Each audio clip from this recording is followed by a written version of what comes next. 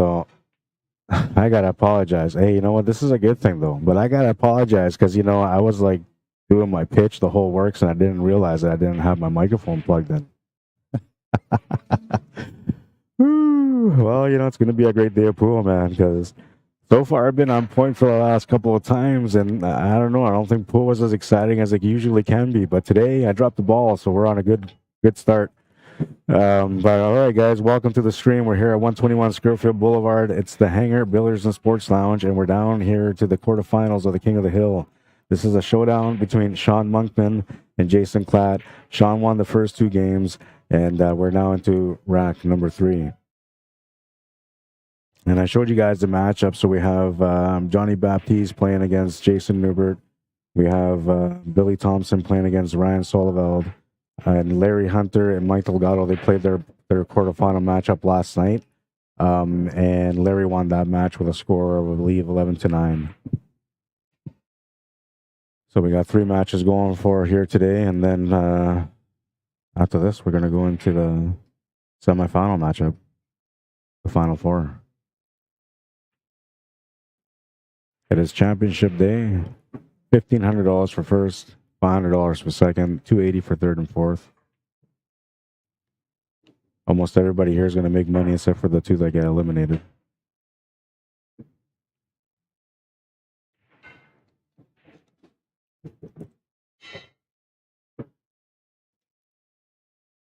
Looks like a tight shot to the side, obviously, so it's going to have to go corner.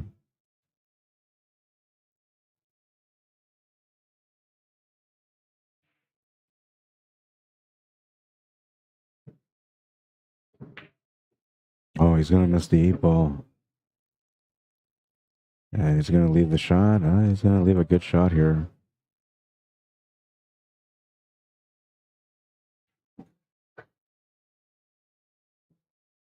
I'll come join you guys in a second. I'm just going to share the stream.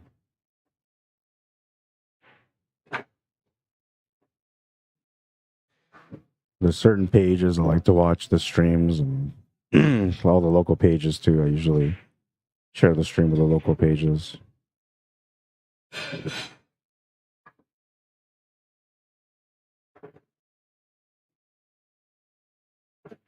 So Sean will get that one. I didn't see what happened there. Sean got that one 3-0. It's going to take a little bit of time for these guys to kind of warm up and find their gear. Kind of the way it always goes. I think that was it.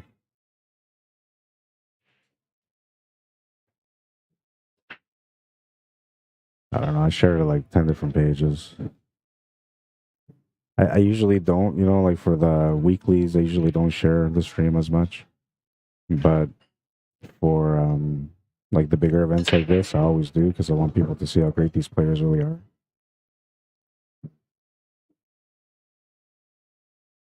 It says there's 14 shares on there, so 13 of those are probably mine.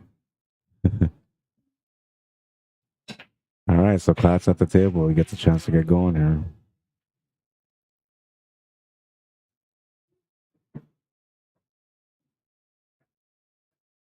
We'll check up on the other tables right away also. He's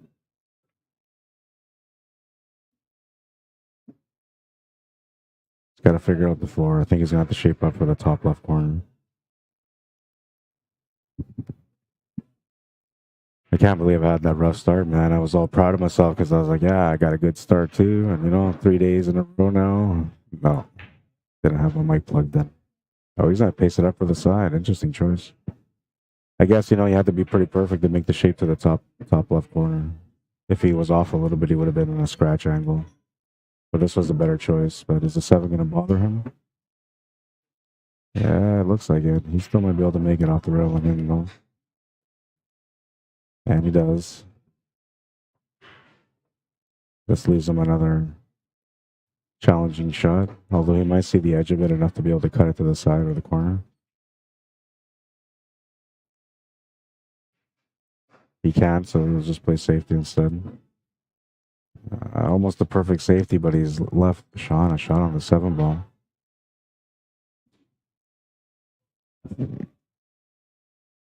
Now, this will be a little bit of a challenging shot also. Even though he's got a 3-game lead, it's still going to present itself as a challenge.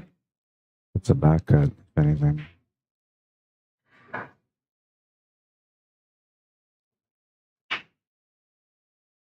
If he goes for the shot, I guess we'll see where he's at with his game right now. It's a big shot to take on if you're going to take that shot on.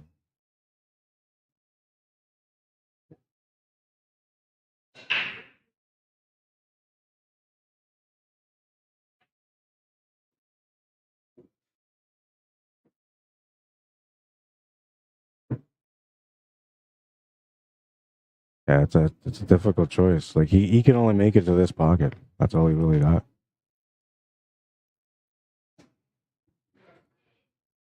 That or a bank corner, I guess that'll be another option.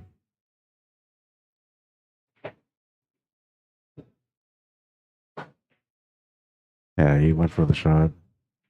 It was a difficult shot to go for, you know, because there's a lot of extra pressure on it there for sure.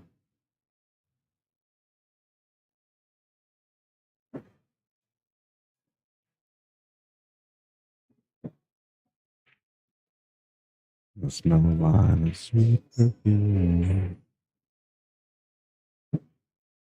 I slept okay, I think. I tried my best to go to sleep early last night. It was like 2:30, and I finally said, okay, I'm going to sleep. All right, Klatt's on the board. 3-1. Oh, yes. And some of you guys are like, what match are we in? You know, because I always have it set up on there for you guys to see. But it's the quarterfinals, race to 11.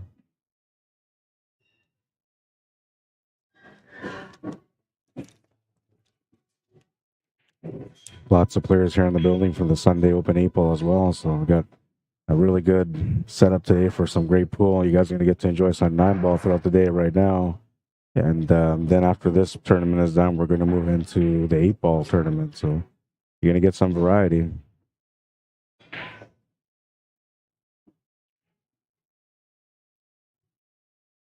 All right, rack number 5. Clap the break, trailing by 2. It's winner breaks. So as long as he's winning, he gets a chance to continue to run on the table.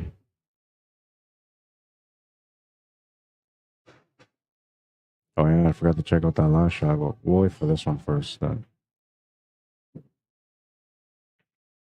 He's just playing a safety. This was a nice little off and in. Had to jack up his cue and kind of masse into it. So, beautiful shot. I don't know why it always does that whenever I do that.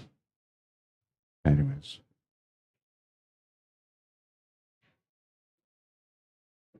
Let's check out the rules. So we're playing 9 ball, single elimination, winner breaks, race to 11.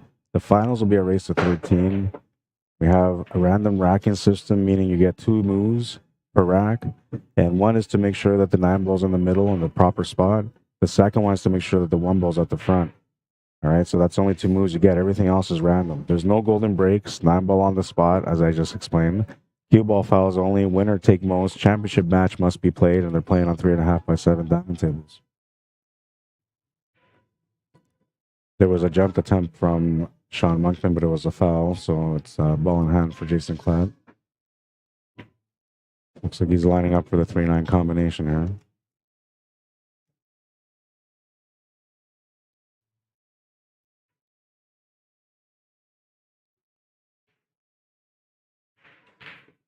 Oh, he's gonna miss it, but he played it at 2-way. He played it safe.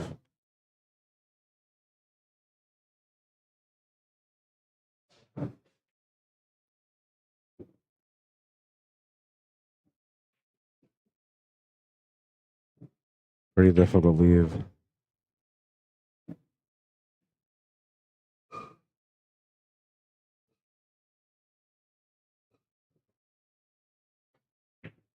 Nice hit. He almost made it too. He got good on the leave too. Oh, he's pretty good on the leave. Worked out not bad.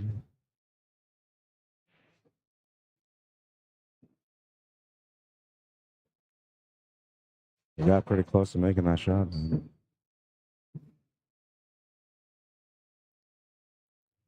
The leave worked out good.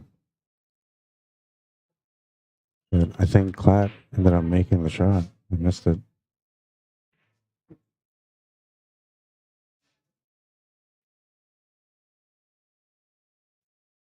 Playing a safety.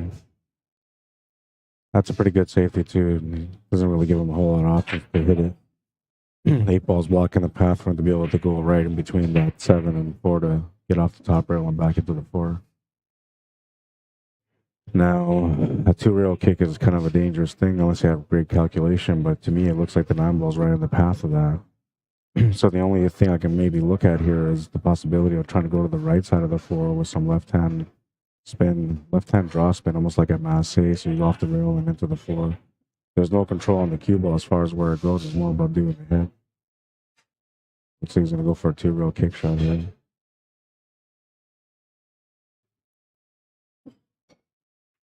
And he's going to hit it, makes a 7 ball too, gets rewarded for it.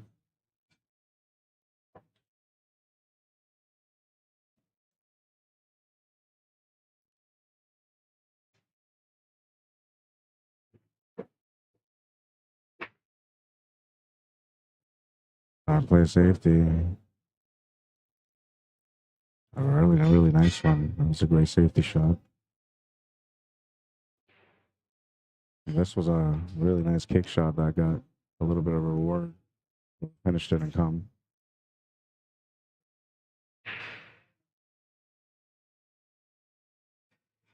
Now Klatt's got to figure out things here. You're definitely looking at a kick shot on this one. It is available too. But requires a little bit of precision.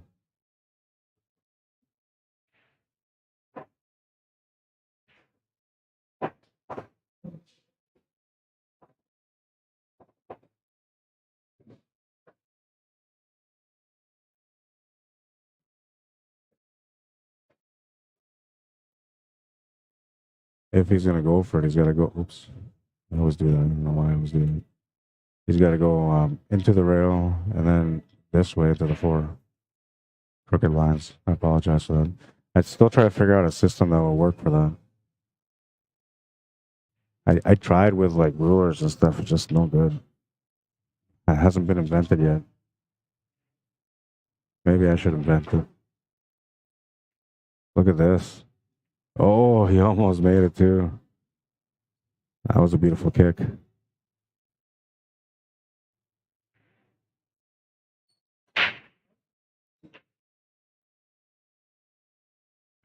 Safety again onto the 8 ball.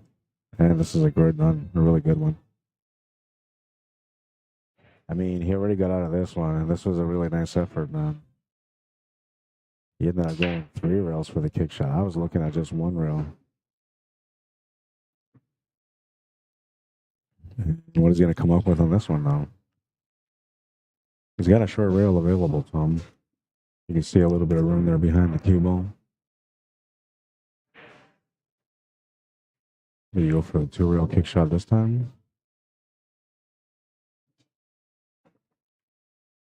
Oh, he hit it. He hit it. And the leave's okay. I mean, there's still a shot available, but it's not a gimme shot.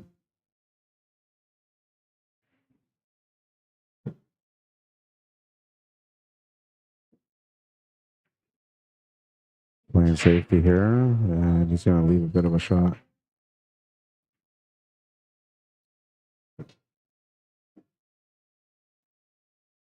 It almost looks like that 4 ball goes past the 8 ball, but I don't know, it'd be too tight of a shot.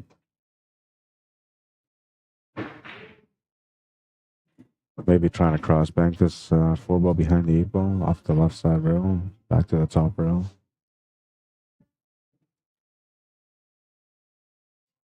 No, because that 9 was in the way. He can hit it though. He's got a full hit almost on that 4. It just doesn't have anything to do with it.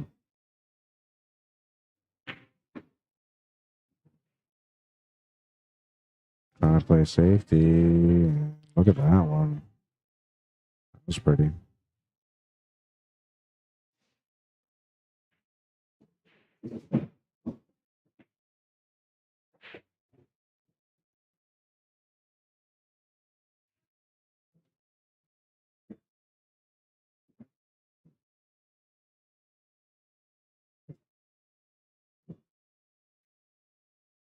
It's a good hit.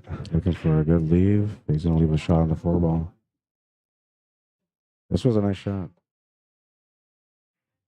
This is really creative here, man. Just used what he had, including the angle. Perfect little lineup here for the safety. Can really appreciate the elegant touch on that safety.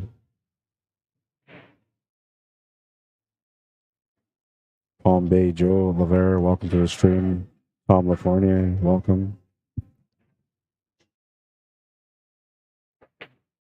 He's gonna rattle a 6. It's gonna go in the other pocket though. No, it's gonna bounce out.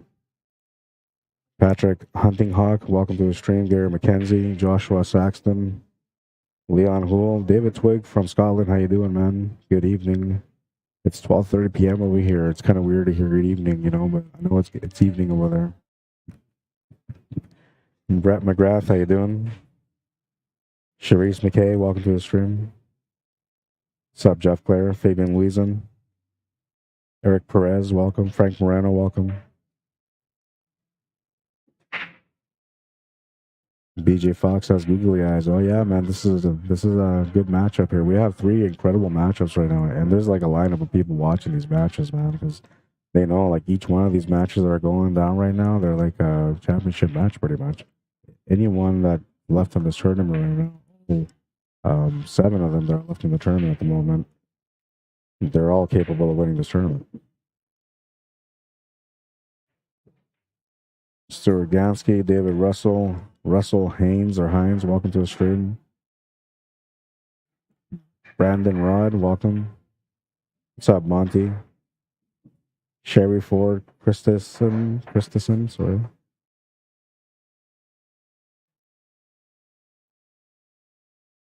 Jaden, Gerald, welcome guys. John Guffey. Lots of regulars tuning in to watch these great matchups. Dan Anderson says, thanks for the stream, Ron. The boys from Kenora are all watching. Another long day for you, my friend. Yeah, just another day in the life. That's all. Another day in the life, man. That's what it feels like. Jack Archambault, Charlene Maines, welcome. Paul Ramsey, what's up, man? And John Houle says, hello, my friend. How you doing, John? It's 6:30 p.m. in Scotland. Oh, yeah, it's evening for sure. Trevor Highcheck, how you doing? Welcome to the stream. I was playing some 5, 10, 15 last night with the boys, with Randy Baggett, Darcy Giltz, and Ryan Sullivan. It was fun. It was a lot of fun.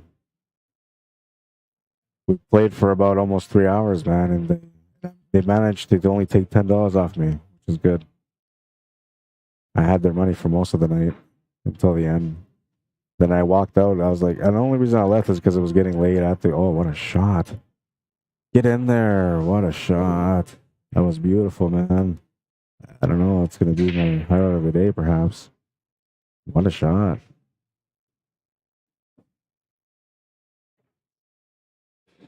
Hi, Gene Peacock. How you doing? Palm Bay Joe Lavera says, love watching the safety plays and the hits to go with it. Yeah, no, these guys are playing some incredible pool, man. And I mean, like, these safeties haven't been, you know, anything except for perfection almost every time. 4-1. Klatt needs to get a beverage. 4-1. He's got a 3-game lead. And what a cut this was, man. This is a champion cut right here. Oof. Man, like he just knew it was going in. He's just walking up like, yeah, just give me my shot. What a shot. What a shot. And so, you know, like I say, you know, usually if I have a rough start, it's a good sign. That means we're going to have some great pool all day. And today, you know, I didn't do it intentionally. I swear to God, I didn't. I thought I'd pay attention to everything.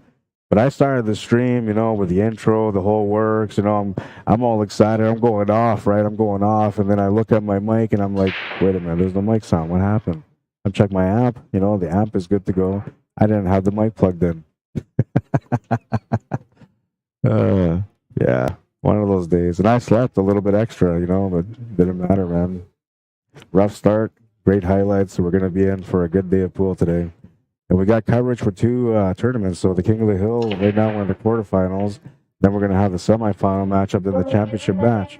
Then after that, we're going to have the EPOL Open. And there's like a current amount of players here, all really, really good players, man.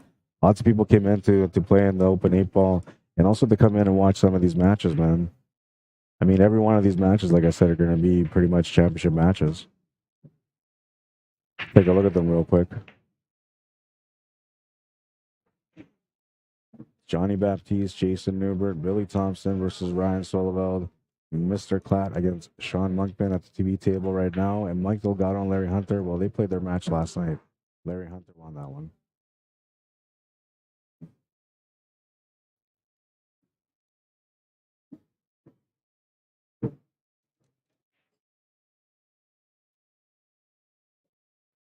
Looks like that's the 4 ball sitting above the 5. So he's got to figure out how to do something here. And likely he's going to have to set up for bank corner. Yeah, he's going to have to stick this cue ball to the rail somehow. And I say somehow because this is a diamond table, and he's got to play a cut shot, which is going to take the cue ball off the rail to begin with. The closer he is to the rail, the easier this bank becomes for him. So now he can put a little bit of right hand, kind of like draw, just a little bit of like just below center. And that should be able to freeze the cue ball to the rail. You try to break it out. Lots of power on that stroke, man, but no contact. So safety shot it is.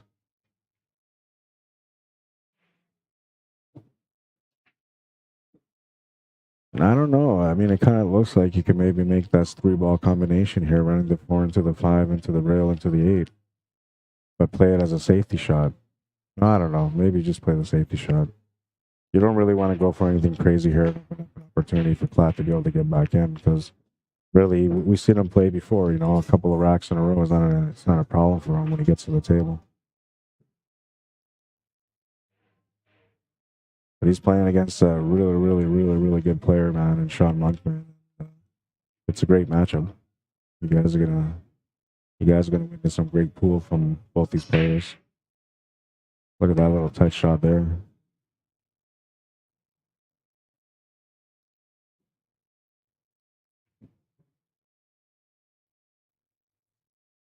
Oh, a little bit tighter, you would have been perfect, man.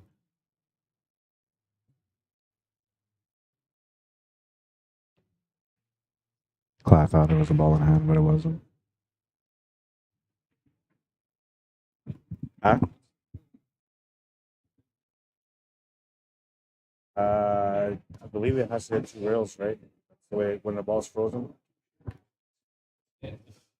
Because the first rail is more contact, so the cue ball will have to go off 2 rails.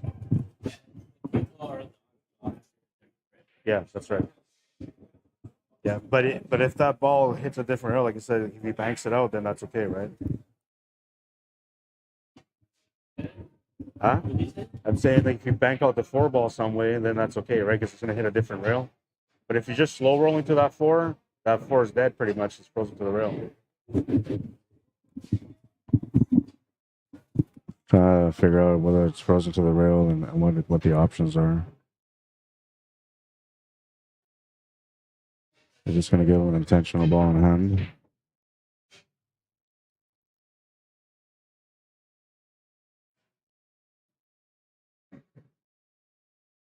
Sean's going to try to. I like that idea. He's thinking about putting that 9 in front of this there.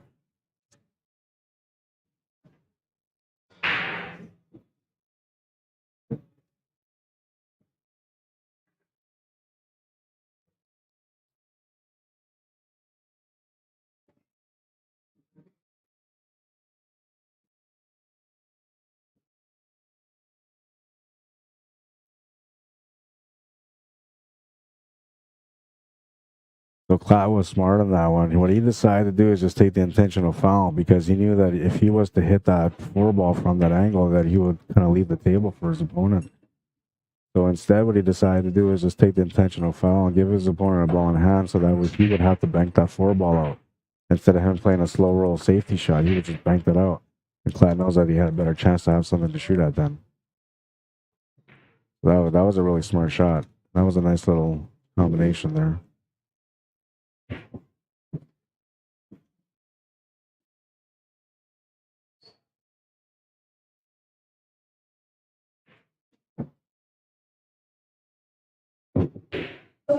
Oh, and they missed the floor. That's too bad, man. This was a nice little combo.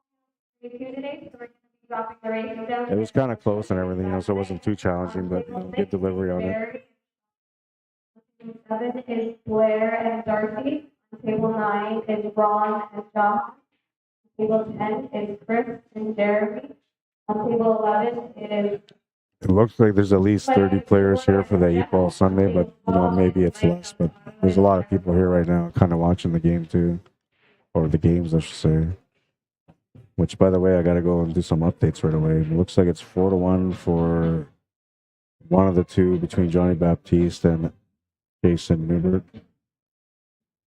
I have no idea what the score is between Ryan and Billy, but Ryan's at the table. It's about to break, so that means he just won the last game.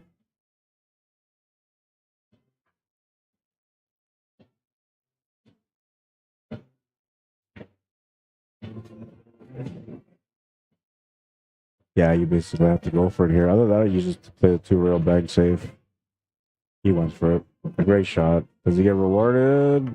Oh, man, that was so close.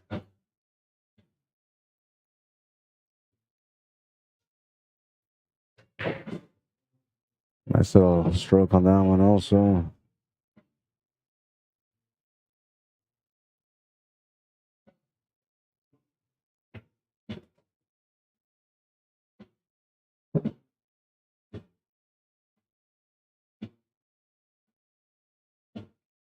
He's going to draw this over onto the right rail, or he's going to draw it back off the cushion, back to the middle.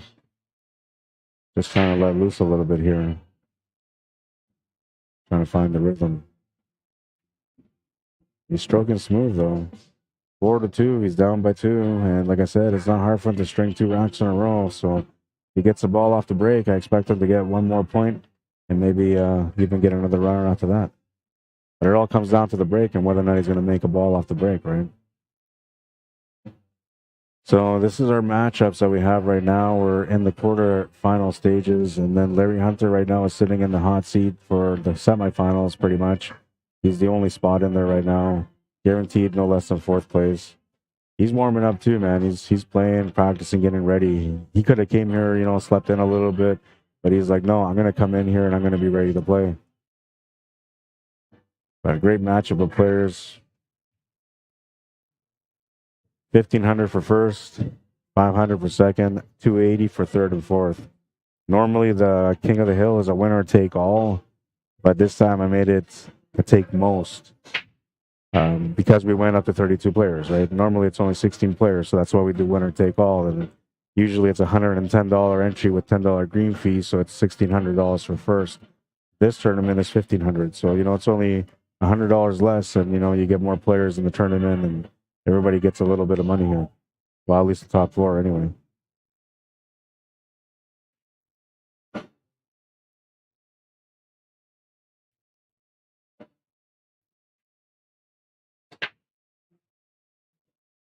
Makes the ball off the break.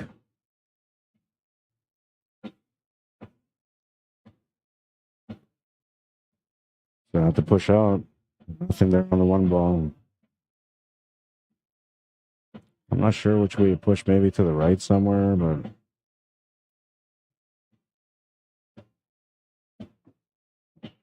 or set him up for like a bank shot on the 1.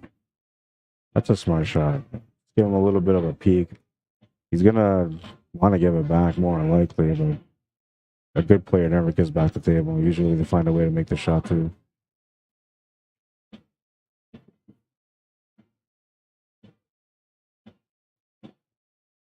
Yeah, as long as he can see an edge of that ball, he's got an opportunity, so why not take the opportunity? That might have worked out. Actually, kind of worked out okay still. That 1 ball's not a gimme, but There's a temptation there with the 9-ball sitting right by him. I'm not the kind of guy that goes chasing for things like that, and I don't think Klatt is either. But the table is kind of laid out in a way. If you don't do that, you're gonna go for a back cut on the run. Instead of that, you gotta play a safety. So now you can try to play a combo with a safety, but I don't think that's smart either. This is better. Yeah, you play a safety. Good shot.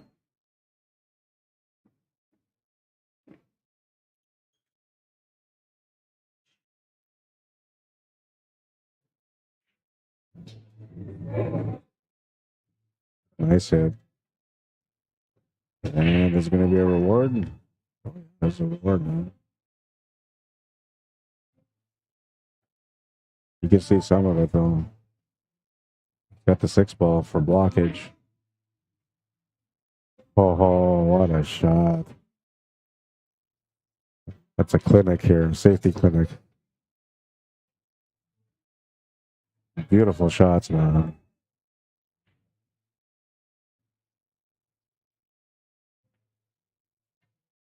A little bit of luck here. He makes the shot.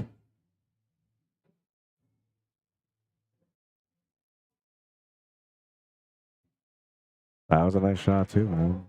He was just trying to hit contact point, and he hit it perfect. Cool so far, man. We've seen some amazing safeties, some incredible kick shots. The only thing we haven't quite seen yet is some breaking runs, man. The tables just haven't been there yet.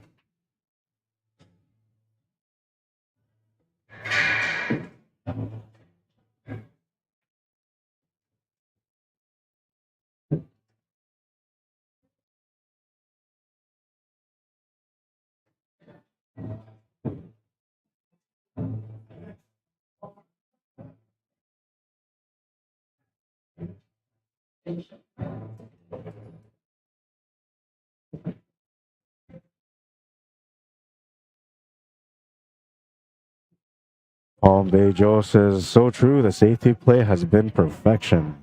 Yeah, no, it really has, man. Joe Latoria, how you doing? Brian Edwards, Frank Allard, welcome, guys. Chris Strayland, Jason Drake, welcome. Kathy Secret, welcome to the stream. Says, looks like a good day for pool. Thanks, Rod. Yeah, it's going to be an amazing day for pool. You have no idea how amazing this day is going to be for pool. Andrew Singleton, how you doing? Andrew says, go, Sean. Yeah, I'm kind of rooting for him too, man. I mean, I'm rooting for all these guys. When I looked at the lineup of players that are left in this tournament for today, like each one of these guys can win the tournament, and they're all my favorites all the time whenever they play in the tournament. So I don't really have a favorite, but I would like to see maybe somebody new win the King of the Hill, or maybe one of these returning champions win it. Because we have 2 returning champions here. We got Klatt and we have Johnny Baptiste in the building also. Looking for another title. He's got a tough match himself. He's playing against Newbert, man, and it's 6-1 for somebody over there. I'm not sure who's going to lead and who's behind, but they're in the middle of a showdown. I have no idea what's going on with Ryan and Billy, but Billy's at the table right now.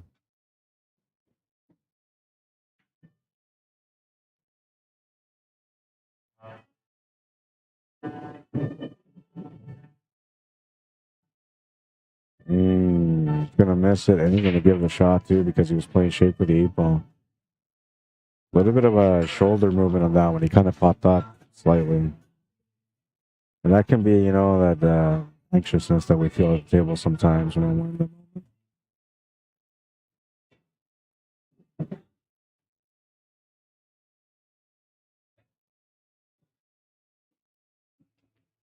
Yeah, this is gonna be a huge break for him here. He should have been down another rack, but instead he's got a chance to be able to tie up game here in the next one. 4-3. He's down by 1. Good time for a bathroom break if I was him. Yeah, he's taking a bathroom break. Let your opponent sit there and think about it for a bit. Not a bad idea. Well, let's take a little glance at Billy Thompson and Ryan Sullivan.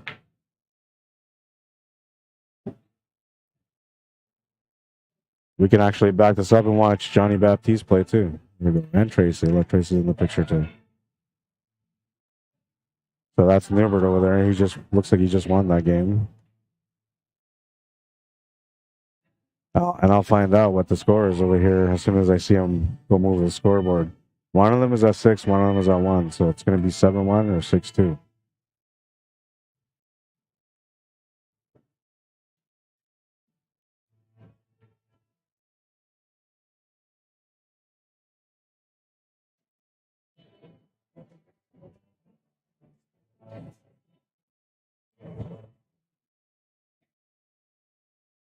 All right, so it's 6-2. 6-2. Johnny Baptiste in the lead by 4. No idea what the score is between Ryan and Billy, but I'm going to take a little walk over here and take a peek from across, so I'm not really bothering them, and I'll let you guys know what the score is between them. And these guys are still on a break, so they're coming back right away. They both went to bathroom break and get a drink.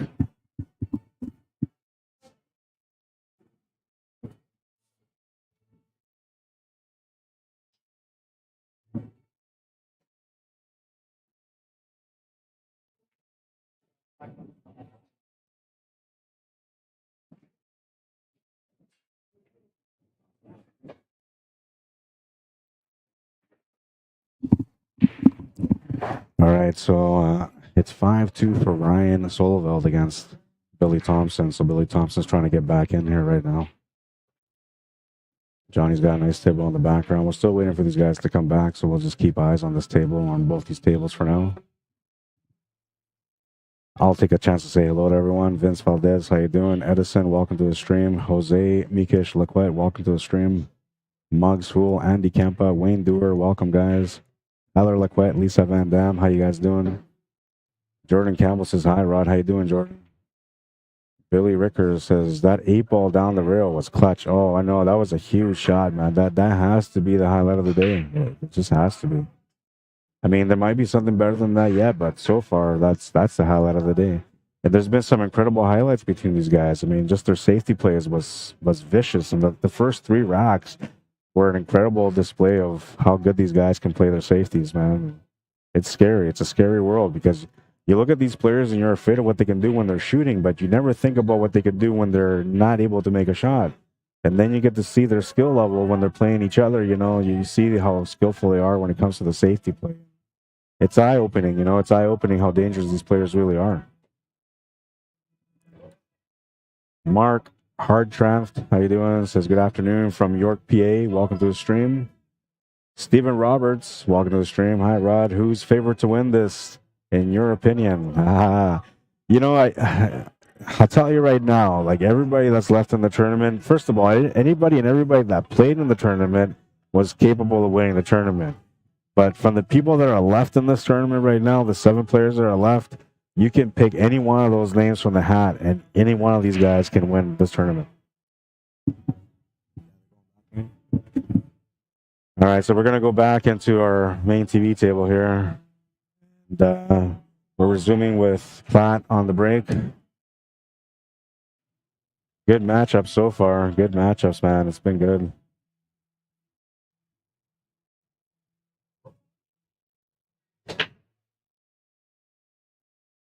Needs something to go in. That 3-ball wants to go in, but it's not going to go in. And Sean will get a shot at the table here. He's got an opening shot on the 1-ball also. So he's got an opportunity. We're going to do our best to try to get, you know, both semifinals on the stream somehow, but it's going to be tough. And I'm not sure who I'm going to put up on there. I might let you guys pick. So we're looking at the possibility of Larry Hunter versus either Sean Monkman or Jason Klatt.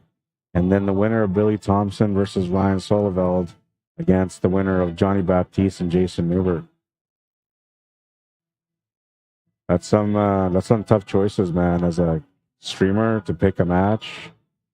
I feel like, you know, Johnny hasn't had any chances to play on the stream yet, so I kind of want to put his match on the TV table. But Larry Hunter against whoever wins this match is, wow, that's a powerful matchup, man.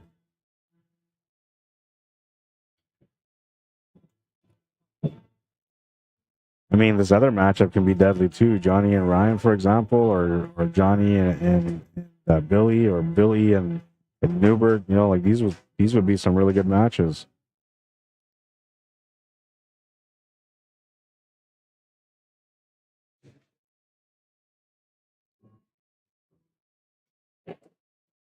Some juice.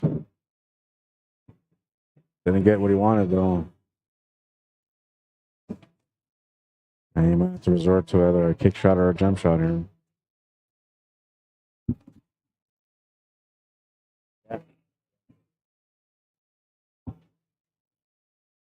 Yeah. Yeah, yeah. I'll set up another mic. I'm gonna have some help here, maybe. It's gonna be nice.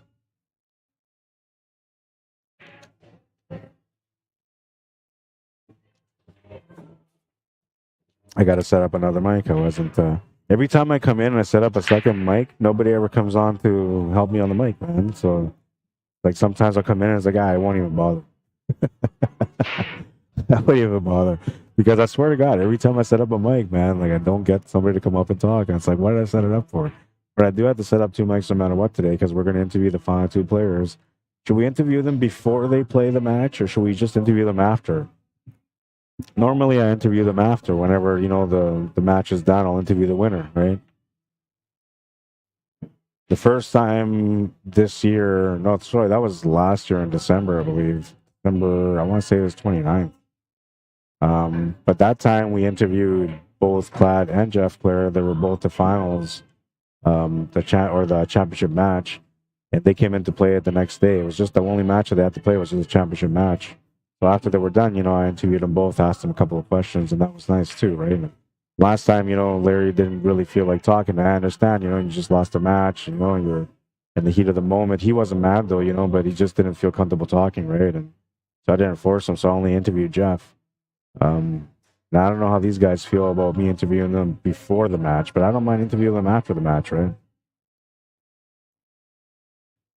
It's always nice to see, you know, how they think, you know, what's on their mindset, right? And like what they were thinking when they were playing, right? So I'll come up with different questions that I'm going to ask them. Usually, I ask them like who their toughest opponent was, who's the one that made them, you know, feel like they were going to get knocked out.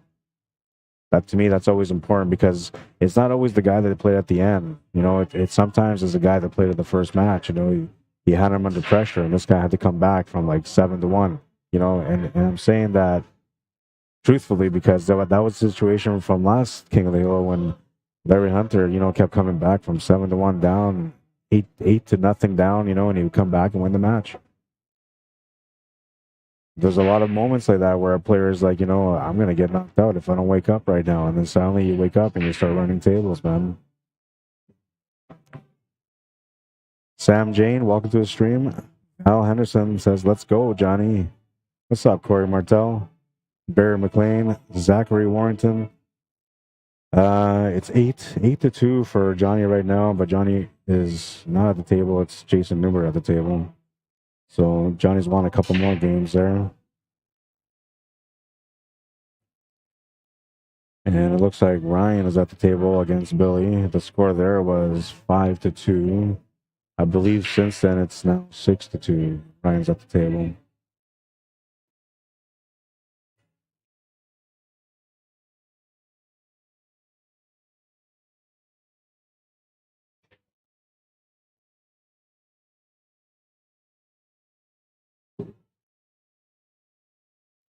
Can he get out? Tough leave. Yeah, beautiful safety. I missed the highlight, but that was a beautiful safety. I got to watch it on my phone.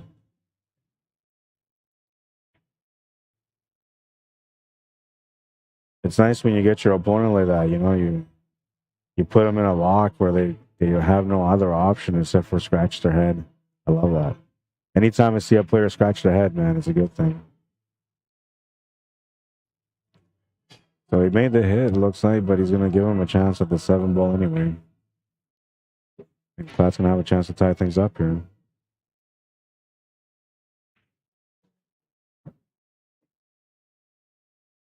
That was a beautiful safety play, though, for sure.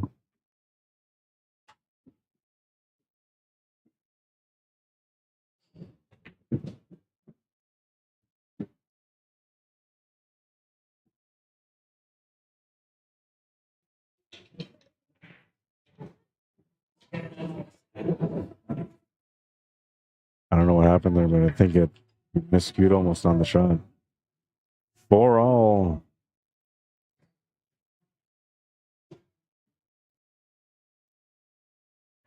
Check out these guys again. Got Johnny at the table, Ryan at the table. Johnny just got the 7 and the 9 there to be able to get a 7-game difference against Jason Newbert.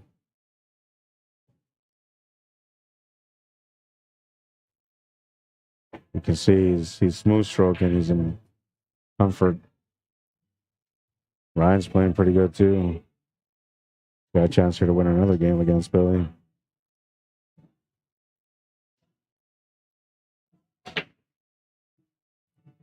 Back on the main table here.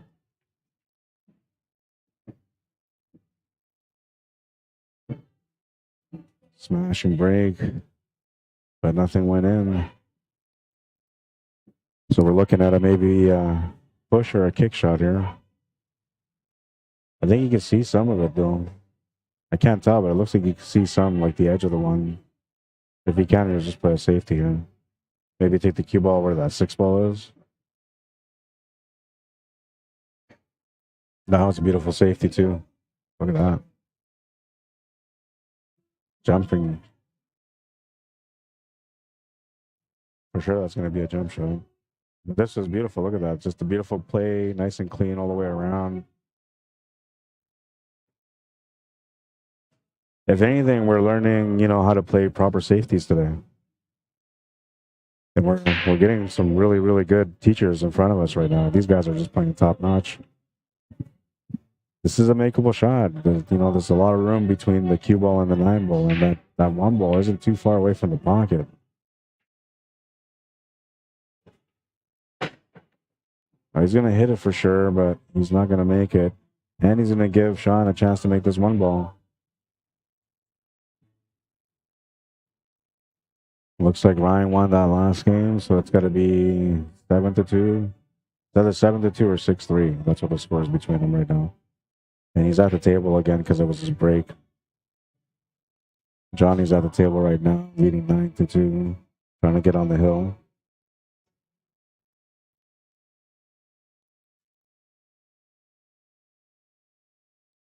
Adam Brown says great safety. So does Brent Krantz.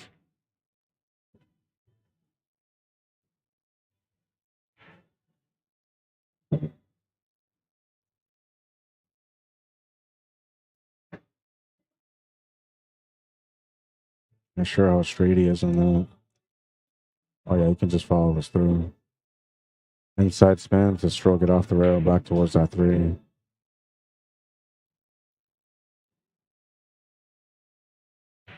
And now here you're aiming to get below the 6, so you're just playing off the left rail, off the right rail, sort of for that 4.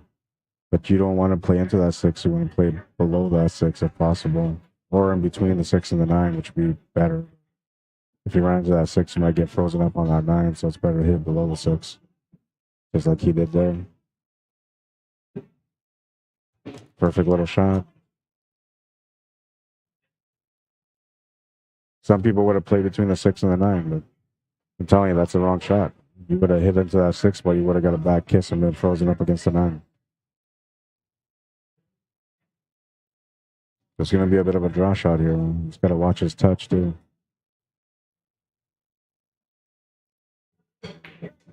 Nice shot. Very nice. Good stroke. A little too close, but it's all right. It's all right. This works.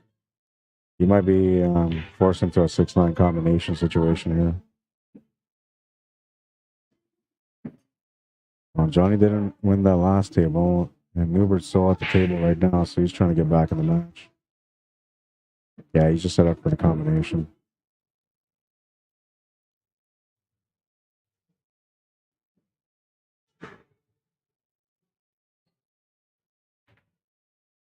Beautiful combination. Easy peasy.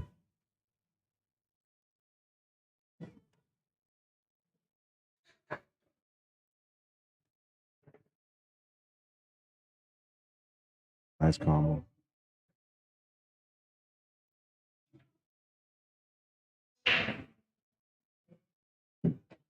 Billy Thompson at the table here right now. Back it up a little bit. Newber's at the table right now also. Trying to make this 8-ball for him to be able to get onto the 9. Makes the 8-ball. It's going to come around for the 9. Got a chance to get back on the board here.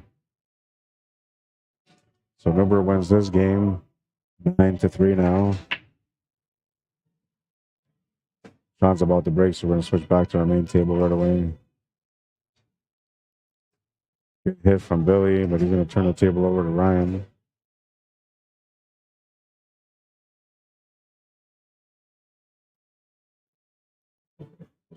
Rack number 9, and is there anything going to go in? No, nothing's going to go in.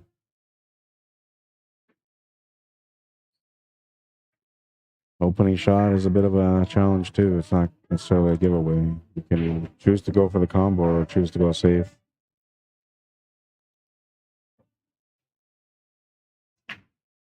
The thing about playing the combo though is that you're taking the cue ball towards that 8-ball. Unless you play it soft, I guess, then it wouldn't be so bad. Yeah, you just played it soft. He made that combo look easy too.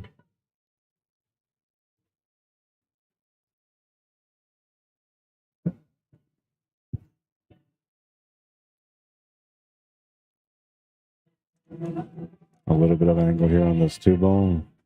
Probably best to take this past the side pocket. Just draw over past the side pocket. I'd actually maybe power stroke this and go off 2 rails and try to get that 3-ball in that left corner. In the bottom left here. I don't know. Yeah, it looks to me like if I have enough time to show you guys here, but I'm going to try. It looks to me like you can, get that cue ball to come from here, then around here, and then back here. Well, something like that. Close to that.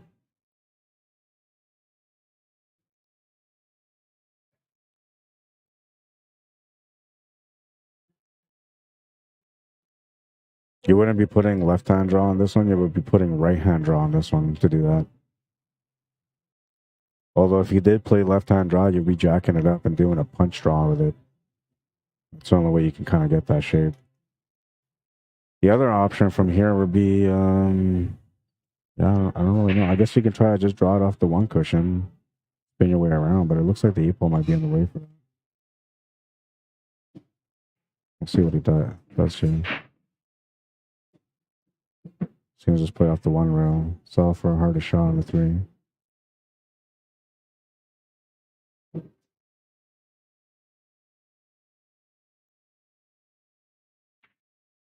This would be a bit of a challenging cut too, but it is available.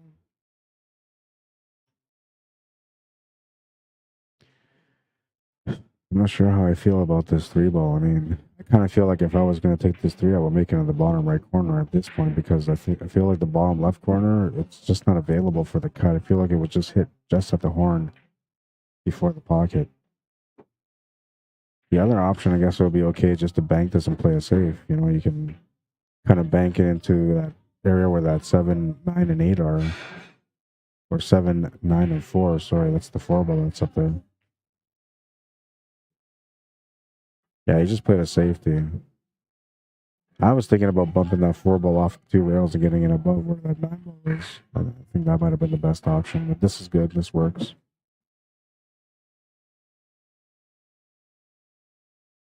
Oh, and it's 5-4 for somebody. I gotta fix the score here. I don't know who's up 5, but I must have slipped on the scoreboard. Sean, are you at 5 or is he at 5? Sean's at 5. Yeah, I let a score slip there. Apologize for that. I get caught up on everything that's going on sometimes and I lose a little bit of focus and I don't know. Maybe it's time to hire an operator. Mr. Operator. Or Miss Operator.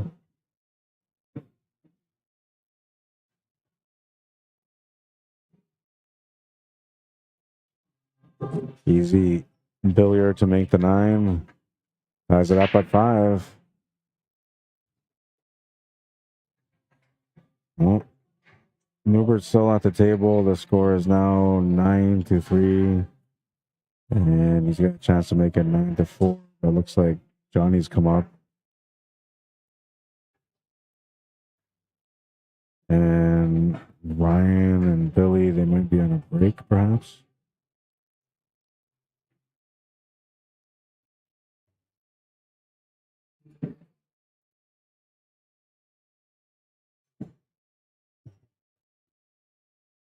All right, moving into rack number 11. It's a tie game, and, well, he needs to make a ball here. He hasn't really had a chance to get going. Every rack has been a little bit of a challenge for both of these guys. You know, they got themselves with some safety battles, and there hasn't really been a wide open table for them. And, you know, and I think a lot of it could be because of the random racking, right? That was the whole purpose of the random rack, and why I introduced it into this King of the Hill for the 9-ball as well. For the 8-ball, it made absolute sense, and it was a headache for a lot of these guys because the racks were so random. There was never one that was consistent for them. And this time, we're doing the 2 moves for the 9-ball. It's made the racks very random too, because normally you would put the 2 at the top, so when you break, the 2-ball will come down to the middle or the bottom. You know, so you make the 1, you got the 2, right? But now when that 2-ball is varied, you know, and it can be on the left bottom, it can be on the top right, you know, wherever it comes randomly, it's changing the racks every single rack. So you don't have a good starting point. You're just hoping to make a ball and hopefully you have a shot. And that changes the game, right? It's all about survival then at that point. Skill kind of goes out the door when it comes to the break. I mean, you still have to make a ball, so there's skill involved for sure. But the random rack just takes away a lot from that break. It still makes these guys get into some stressful situations. So once again, I feel like, you know, yesterday when I was explaining the rules on the random racks, I felt like, well, maybe this may not work. You know, it's kind of weird. But so far, it looks like it works. Maybe that's what Matchroom has to implement into their tournaments. I know they were trying to do, you know, like different little setups like break from the box, 9-ball on the spot, little things to change, right? But maybe all they really need to do is do a 2-move random racking system, and that will change everything for all the players.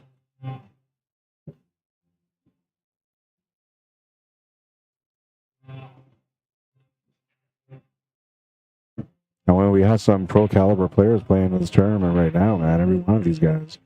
And it doesn't seem like any of them are really taking off the matches, except for Johnny. He's got a big, strong lead, but that's not really a surprise. You know, Johnny's a top-notch player.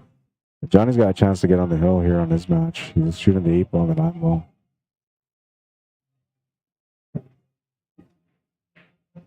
I'm paying attention. I asked for all these tables to be right beside me here so I can keep the camera on them, you know, in between racks, and so I can see what the scores were between them too. It's unfair sometimes that I can't stream all 3 matches, all 4 matches at the same time, you know. It's a whole new world when it comes to streaming, man. So that was a little bit of a good rack for Klatt. Takes the lead, 6-5. And, well, Johnny won that game, so he's breaking for the match.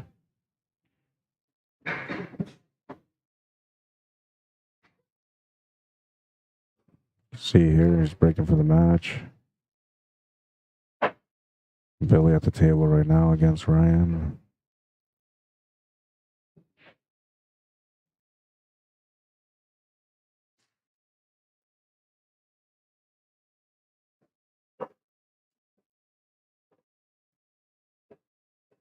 Billy's puzzled here because he's got a 4-ball sitting on that 6 and he needs to get to it. Can't really break it out on that 3, it doesn't look like. Back to our main table.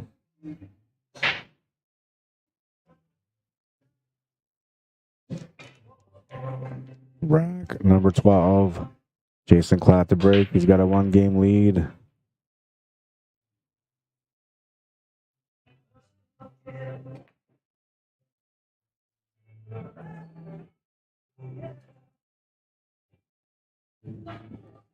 And another interesting pattern here. I mean, once you make that 1-ball and you get onto the 2-ball, you should be able to get onto the 3, but this is a challenge, you know, making the 1, getting the shape on the 2. He's got enough room off the rail here to come off 2 cushions back to the middle, so that's the shot he's going to probably take here. Yeah, just like that, 2 cushions back to the middle.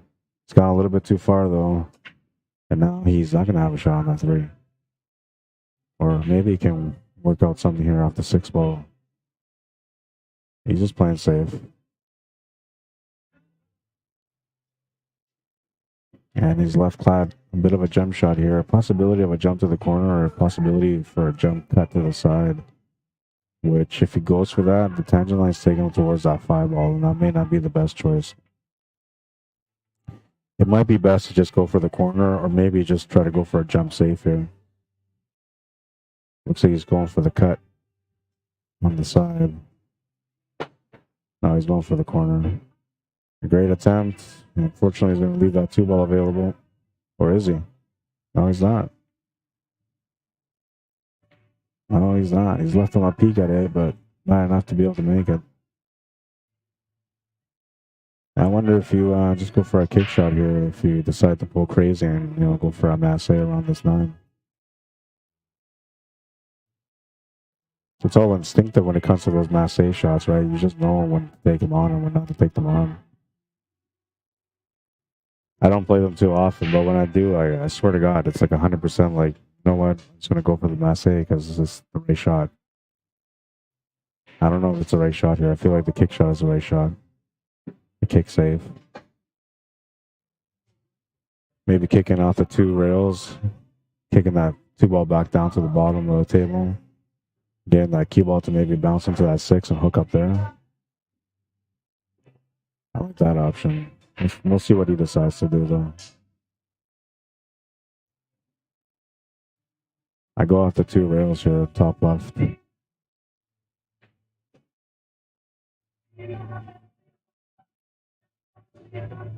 Well, I think it was a good hit. I can't quite tell. He says it was good.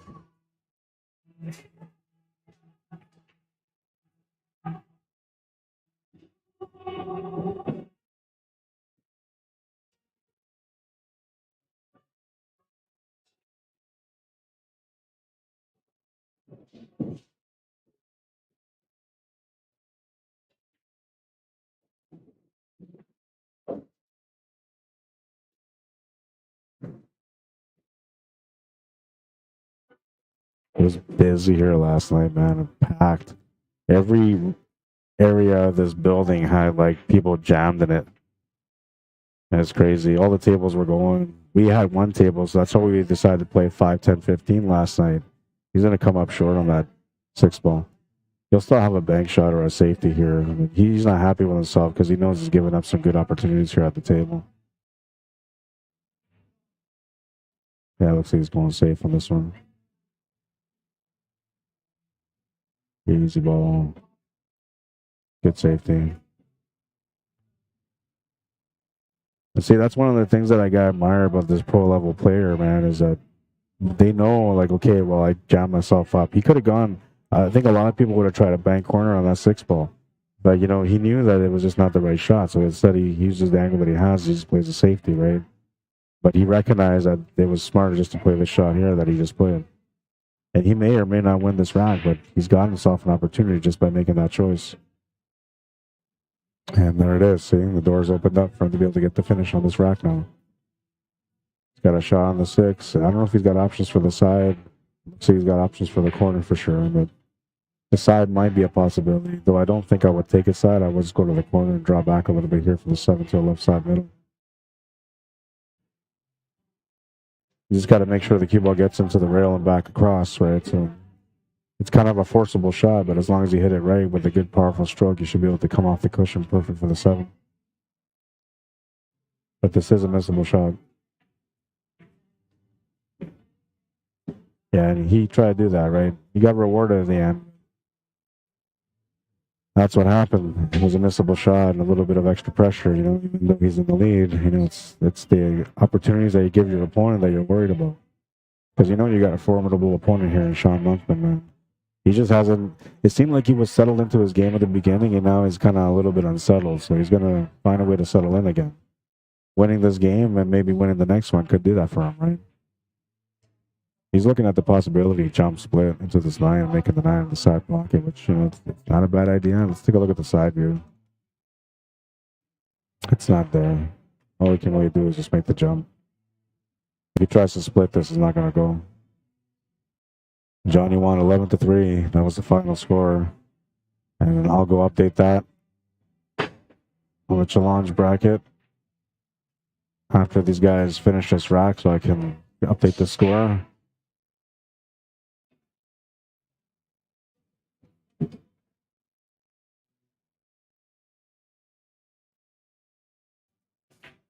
Klatt jumped up on that one, man. He knew that he had a great opportunity here, so he just jumped up to it.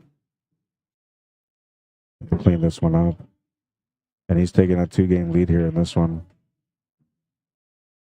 I'm going to go update the challenge bracket, and I'm going to take a look at the scores to see what the score is on Ryan and Billy's match, and I'll be back.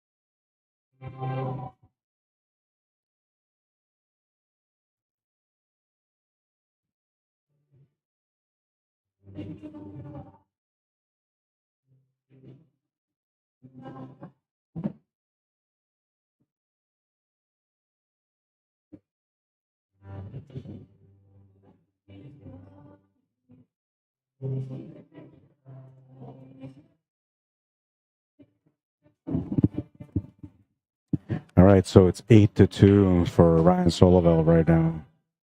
He's at the table.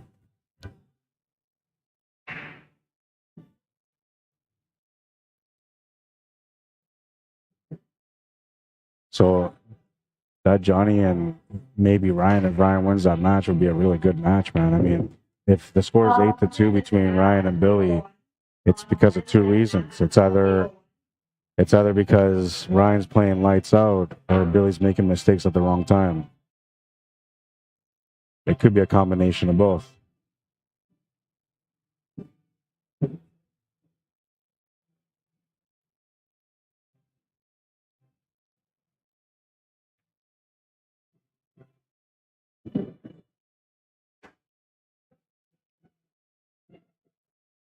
Setting up for the 6-9 combo. Shouldn't be a problem to make.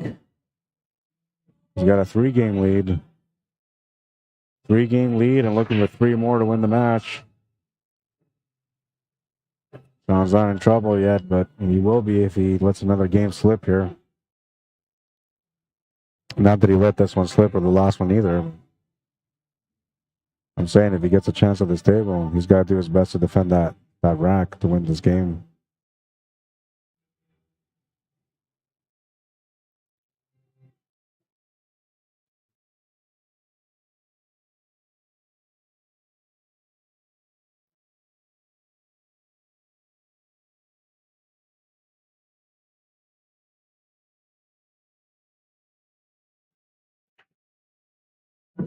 Smash and break. The one goes on the side. He's going to have position for the 2.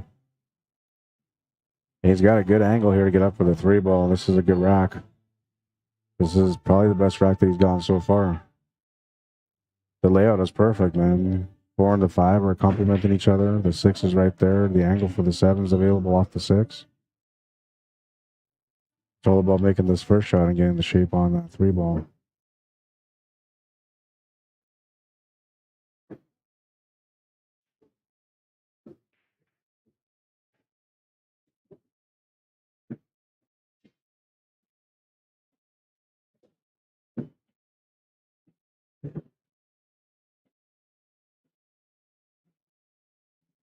Yeah, he's got a nice clean path here between the 7 and the 8 to be able to get down for that 4 ball. He doesn't have to be perfect. He just needs to get by that side pocket, be close to it.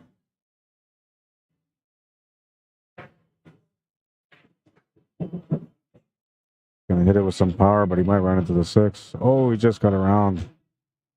That was close, man.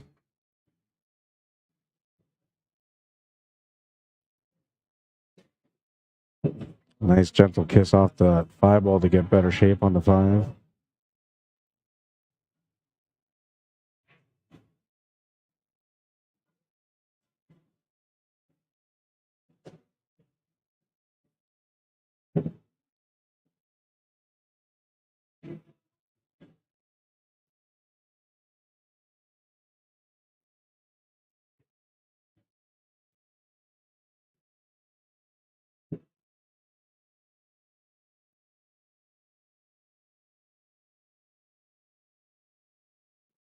Shot on the 7. It's gone a little bit too far here on that 8 ball, but he can still make it.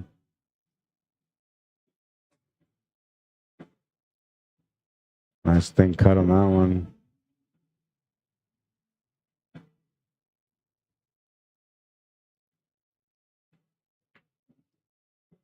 Makes the 9.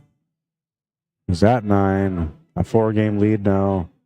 It's winner break, so he's breaking again.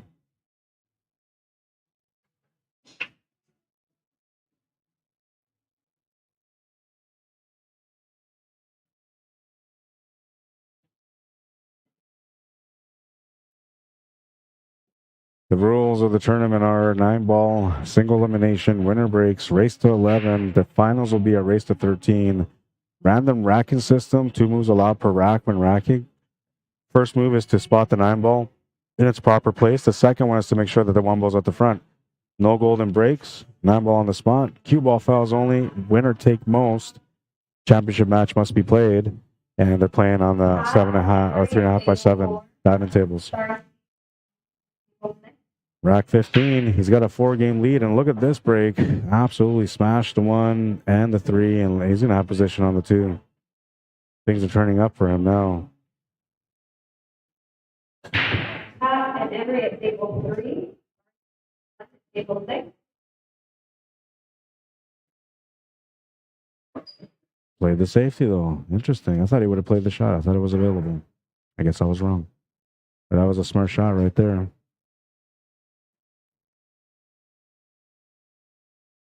Now, you know that was a safe because of the way he played it. There's no way he was playing shape like that for the 4 ball.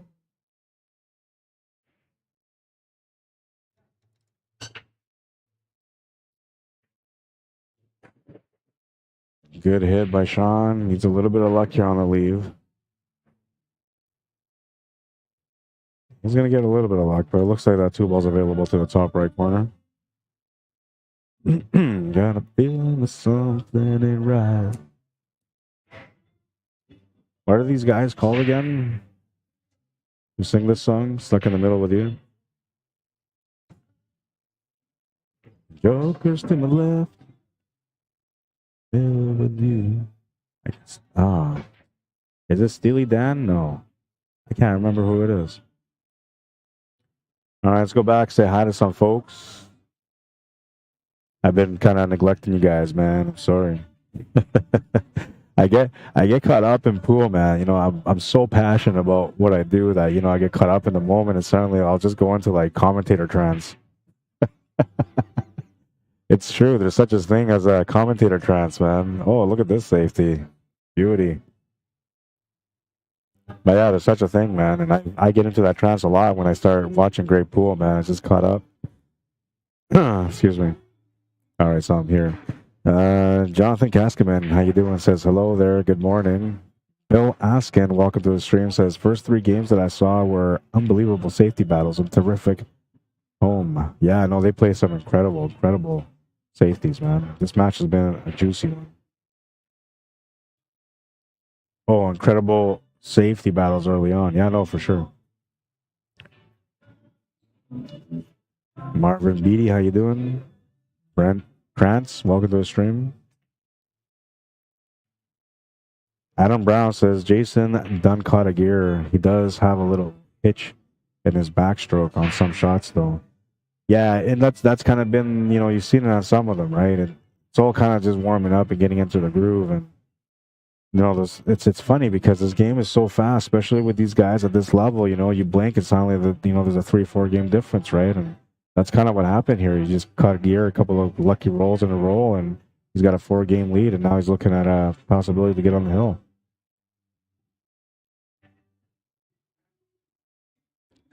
LA and Arsenal, how you doing? Klatt has 5 in a row, says Belaskin. Not Matt. Now I can watch and comment.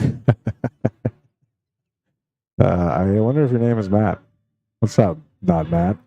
Johnny put a 3-3-2 pack to close out the match against me on table 1 yesterday. Yeah, I know he's Johnny's playing some top-notch pool, man. He's hungry. He's hungry for the title, man. It's been a while. He won. I believe he won 3 titles. Was it 3 in a row? For sure, it was 2. It might have been 3 in a row.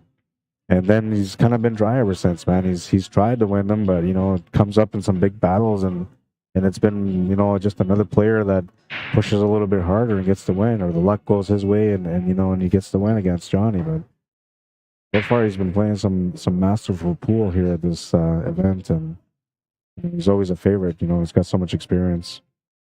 David Blanchett, how you doing? Earl McIver, Craig Murky, welcome, guys. Desiree Church, Kelly Saunderson, Mark Hartraft says, interesting set here. Yeah, no, it's been pretty good, man. Honestly, it's been a really good set. But yeah, it looks like he caught another gear here. He's on a roll, man. He's on the hill. 10-5. Tough to come back in something like this, man. But with the winner break format, it's not impossible. Just need the rolls to start going your way, that's all. Lisa McNabb, how you doing? Stephen Roberts says, yeah, he has to get back to the table. Went from tied 5-5 to down 4 in less than 10 minutes. And that's 9-ball for you, right? It's so quick, man. And it seems like the racks are just working for him. And look at this. Like right now, this rack, the 1, 2, and 3 are all on the right side. It just worked out like that, right? The 1, 2, 3, and 4 are all on that side. So when he smashes these, all these balls are gonna go into the same area.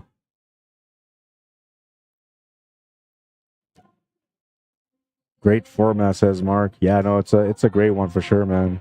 Great commentating, it says as well. Thank you, sir. I appreciate it, man. Todd Ricker says, did Sean just jump with a shaft? I believe he did, yeah. Steelers wheel. Thank you. Googled it. Thank you, Kathy. Appreciate that. What's up, Orvis? John McKinney. Carlos Malcolm, welcome. That's the only reason I know that song is from that Revolution. What was it called? Revolution Dogs? Reservoir Dogs. That's what it was. Reservoir Dogs. It's been so long. 1990s movie, but they have that scene where he's got that cop tied up in the chair and he's playing that stuck in the middle with you. He's pretending he's going to fire him up and light him up. That's an awesome movie. If you guys never watched that one, Reservoir Dogs, go check it out. The 1990s movie, but it was good, and I don't know, it kind of felt like it wasn't at times, but I don't know, it was good. It had his moments. John Campbell, welcome. Stephen Roberts says Jason took that bathroom break and fixed what was wrong. Yeah, well, and that's right, because he did have that quick bathroom break, and at that point, he kind of reset himself and got himself going, right? So it was, I think it was not so much about, getting himself going, but it was more about letting his opponent, feel the moment that he had gone with him.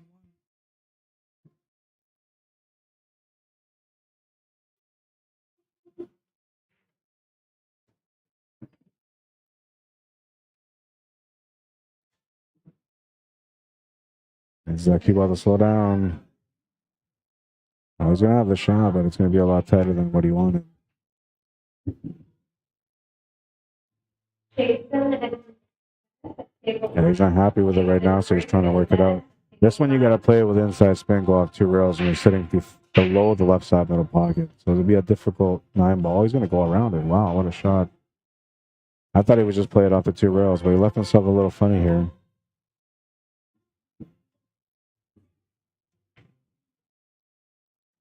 Goes for the bank, and the win is going to be available for Jason Klatt. Man, I thought he was going to play a safety there. And that's just an example there. The roll's just not working for him. And the rolls just kind of started turning around. Once he got to 5-5, everything just started going towards Klatt's way. And he's going to finish that game. 11-5, the final score. Klatt looking for another title. He will be playing against Larry Hunter next. And we'll move on to our table here on the left. Might have Sean kind of standing there a little bit too. This is Billy Thompson and Ryan Soloveld. I got to go update the score here, and I'll update the scoreboard for you guys here. We'll put Billy on the left.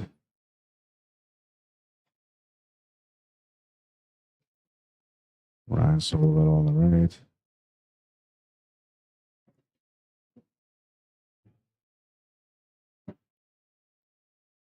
I know that it was 8-2 earlier. I have no idea what the score is now, but I'll find out. So right now I'm going to leave it at 0-0 for you guys. And I'm going to go update the score. It was 11-5, so I got to go do that on Challenge. I'll be right back.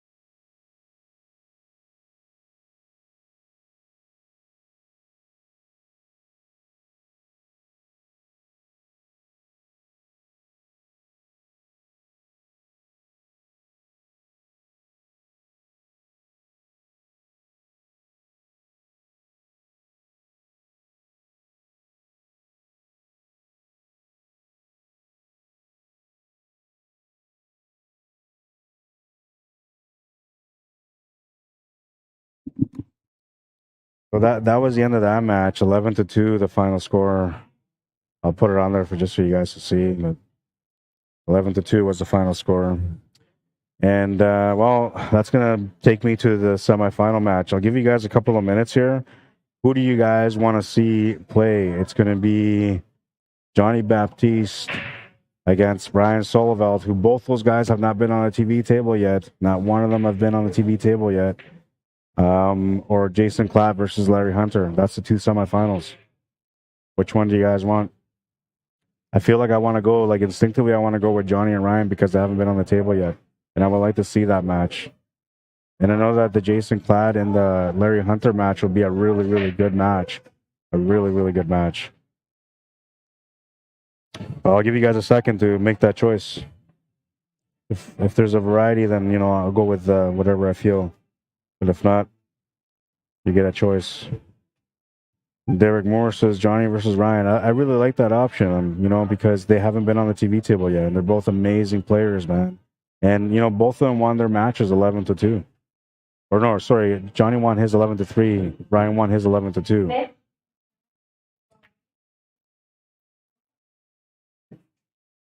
All right, so I'm going to stop the stream. I'm going to come back with the championship. Or sorry, oh, no, wait. I said the semifinals are going to go here. Yeah, so we're going to have those guys play.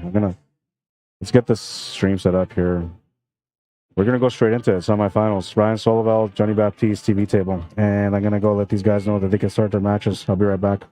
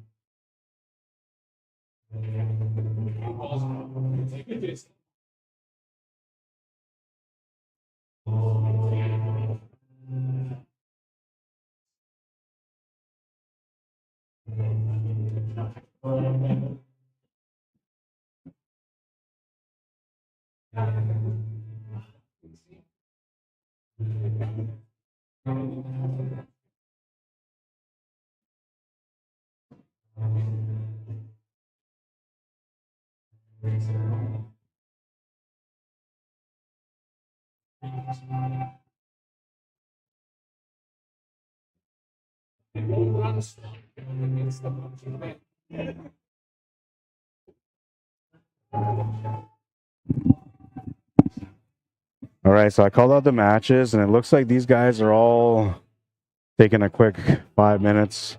So I might just stop the stream, I guess, and come back. I wanted to keep the stream going, just so I had the semifinals and the quarterfinals all in one footage, but they're on a break, man. I can't force these guys to play. You guys can see how busy it is here. Like there's lots of people here. It's packed. All pool players, man. Everybody want to come in and play some pool at the Sunday Open. It's a big tournament, and then of course they got the King of the Hill going down. Everybody wants to come in and watch those matches too. So it's been entertaining, man. We got some big matches coming up here in the semifinals.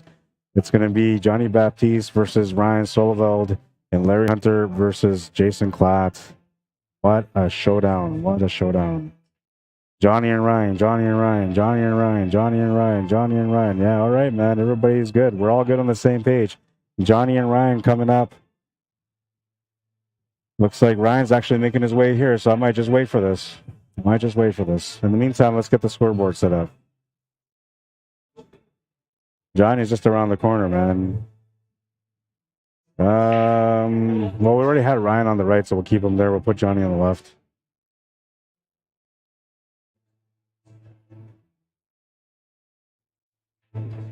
All right, so that score has been erased now, and we're on to the semifinal matchup, which reminds me I gotta do that too. Yeah, I might as well wait because it takes me like 15 minutes almost to get set up for the stream, and I don't know if I want to stop the stream just to do that. I know I lose some viewership because people are impatient, but it's going to be a good matchup, and those of you that leave are going to miss the start of a great matchup. I promise it will be the best matchup you've seen today. All right, so let's see. Ryan's not here yet. He's grabbing his cues. He's coming here. Johnny is away at the moment. He's here. He's coming up to warm up. Larry and Klatt. Hey, Klatt. Playing on table 2 whenever you guys want. He just came up there. He's probably going to want to take a couple of shots. So Johnny and Ryan will be the showdown here on the TV table for the semi-final.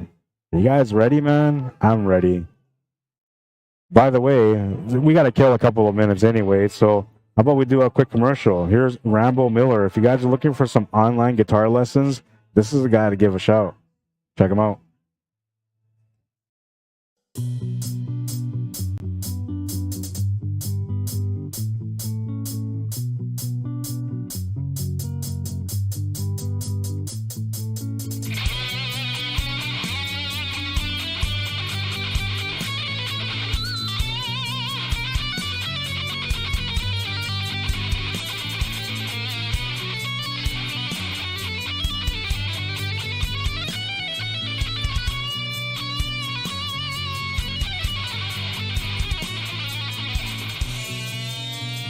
What's up everyone, my name's Rambo. I give private guitar lessons online, beginner to expert level. I teach technique, rhythm, theory, and songwriting, and I can help you learn almost any style you'd like. I'm taking in new students of all skill levels, so click the link below if you want to take your skills to the next level. Don't forget to follow along for more. Keep practicing, studying, and training, and rock on.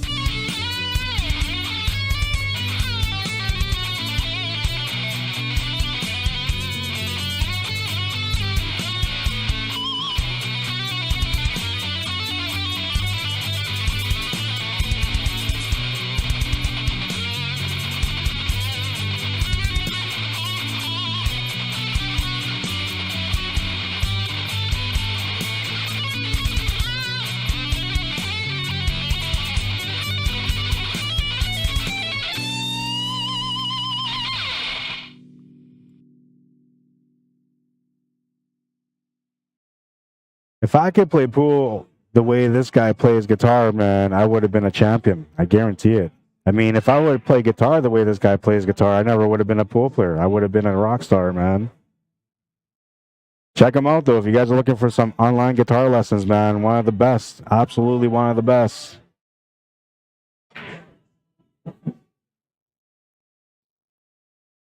Ryan's just warming up. Johnny's coming up right now, so we're going to get this match going. I'm glad I didn't have to stop the stream. Get a little bit closer, more centered here. I'm excited, man. This is going to be a very, very great matchup, man. It's going to be so good. Now, from what I recall, last time these guys played, Johnny beat him. Johnny beat Ryan. If memory serves me right. There'll be a bit of a battle here. Johnny's coming up now. What's up, guys? I have no idea what that is.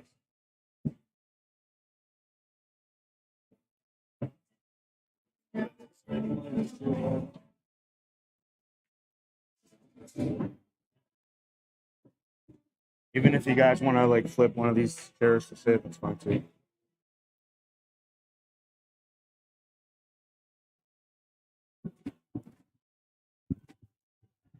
All right, I gotta be right back. These guys are about to start. Ryan's just warming up. Johnny's here, putting his cues together. Larry is warming up right now. He's not playing against Klatt either, so they're about to get started also. I'll be right back, all right?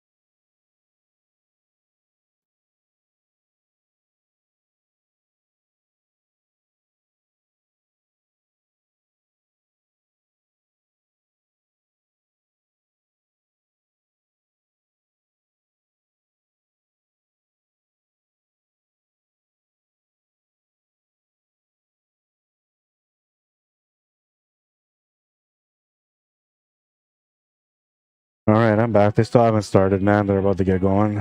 Maybe I can set up my second microphone right now while I'm waiting, I guess. Good idea, right? Good idea, man.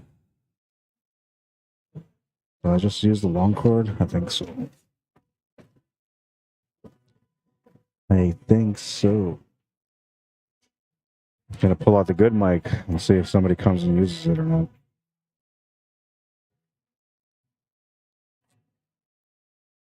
Gonna give them the Barry White microphone. Call it the Barry White microphone because if you have a deep voice, this microphone, I don't know, it makes you sound more than you want to sometimes. Nothing wrong with that though, right?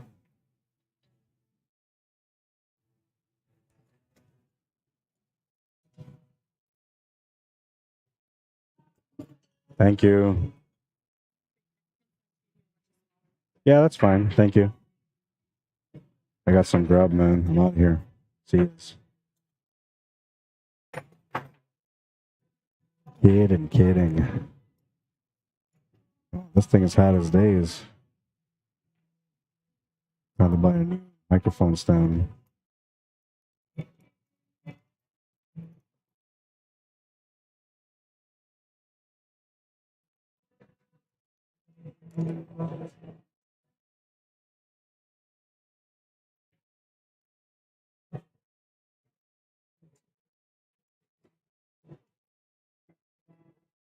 Looks like we're about to get started here.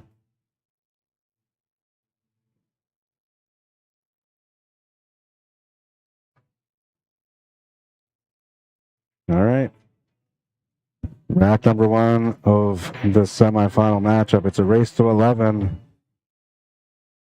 Race to 11. It's going to be a great matchup. I'm telling you guys right now, it's going to be an amazing matchup.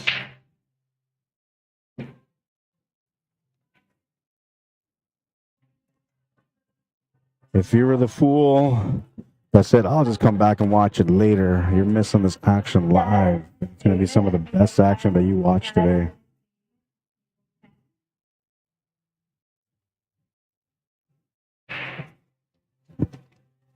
Oh, no, I didn't bring my second headset.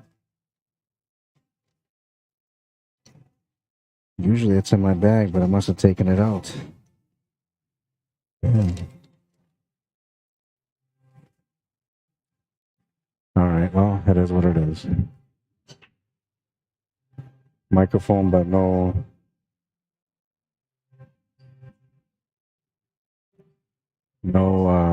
headset.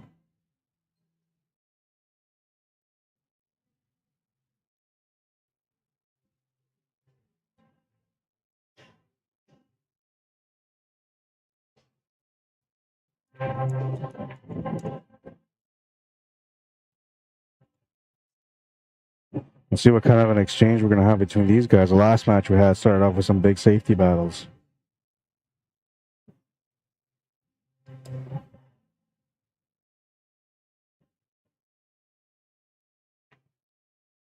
All right, give me a second here, and I'll be right back onto the mic.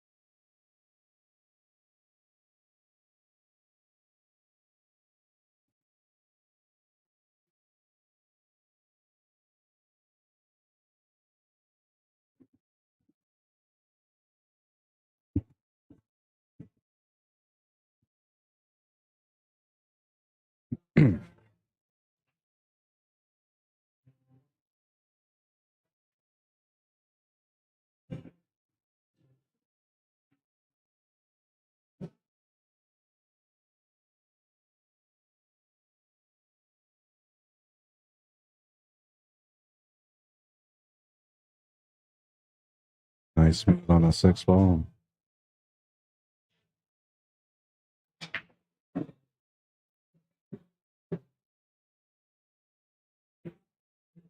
He's got one of the best strokes in town, this guy.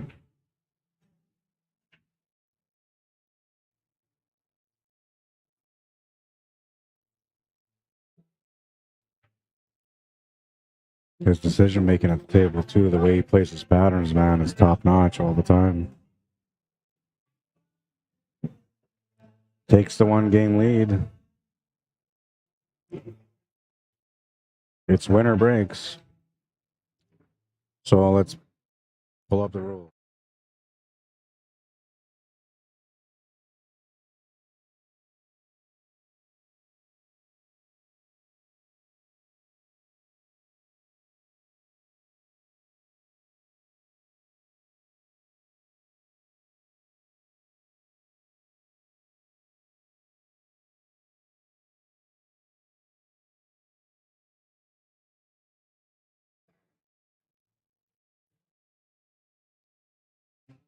Just getting the scoreboard set up for himself.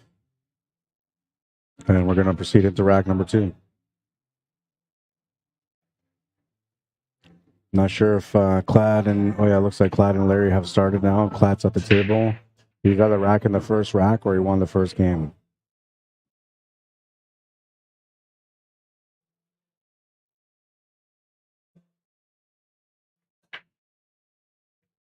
Smash and break. Gonna have a shot on the 1 ball too.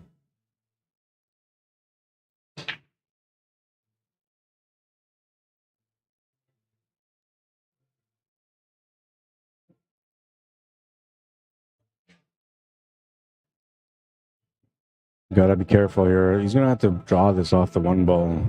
I don't know. Maybe you just set up for a long shot on the 2 ball to the top left corner instead. Because if you draw this back, it's not really gonna help you a whole lot. It's gonna leave the cut more difficult. And I don't know if you really want to play this soft, try to get around this 4 ball. Or sorry, that's a 4 ball.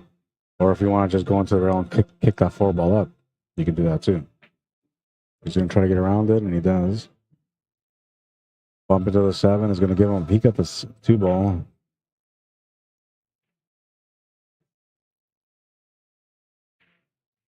Looking at a bit of a back cut here.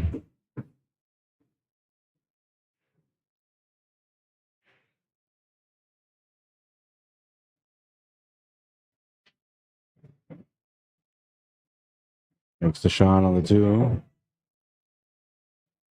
He's got position on the 3. Should be able to get away from this 5 ball and 6 to be able to get down for that 4. But if he runs into the 6 ball, it won't be a bad thing. Actually, running to the 5 ball may not be a bad thing. He's going to get around both of them, though. And now he's got to take a look at this 5 ball and decide whether he's going to set up for a 5-9 combo or if he's going to set up for the 5 ball on its own.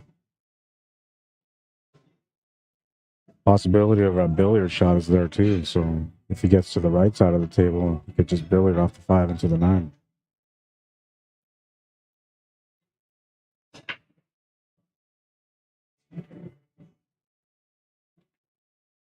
He's going to try to get into that 5 and open things up, and oh no. 9 ball will play the role of blocker and will force Johnny into a difficult situation here.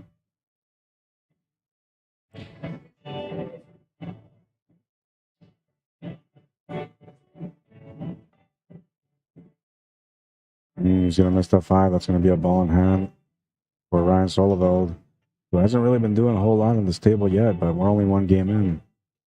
So, yeah, I'll get a chance here to start going on this match, get a feel for this table.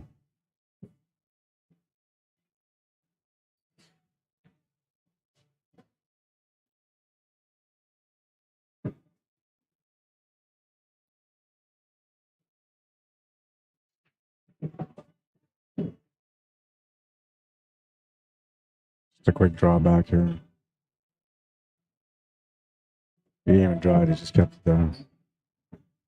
This is good. I mean, he just played natural angle to be able to play up for the 9.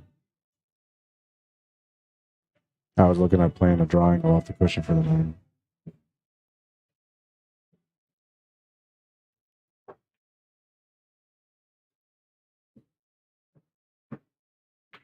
Makes the 9, ties up the game at 1.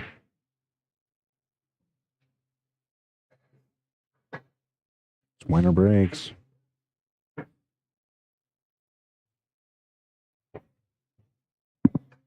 Oh no, they're playing Eye of the Tiger, man. Every time the sun comes on, it makes me want to get my cues and start running tables. I'll be back. I wish I could. I wish I could, man. I miss playing. It's been almost 3 weeks. I played a little bit last night with these guys for about 2 hours, maybe just over 2 hours. We're playing 5, 10, 15, $1 a ball. And yeah, I played for almost 2.5 hours with these guys. I only lost $10, so I was keeping my own. I was doing good. But playing with Randy, you know, it's never fun playing with Randy. And every time he got to the table, he just kept taking, you know, the 5, 10, and the 15. So we had to pay him double or triple, man. He's robbing me blind, sort of. But what was saving me is that I was, you know, averaging, you know, maybe a ball each rack, right? So I was protecting my income. And a couple of times I got some doubles. I had a chance for a triple myself, and I didn't realize I was on a move for a triple, and I went and missed the second last ball for the 15. We were talking about it with Darcy too, man. Darcy Gilks. He's saying I asked him, I said, have you ever seen anybody get a triple? He's like, I've only ever seen Eric Ormson do it once. And so I was like, oh, cool, man. So I'm thinking this is like getting a 147 and snooker type thing, right? But I had my moment. I had a chance from the break to be able to make the 5, 10, and 15. I ran a beautiful table too, man. My second last shot wasn't that difficult, you know, but it was difficult enough because I had the control position on the cue ball, and I bobbled it. That could have been my moment. But I think I got those guys respect last night, man, because they could see my potential, right? I was making some shots that were like, wow, that was a nice shot. Kind of like this one. This was a nice shot. Safety battle was on.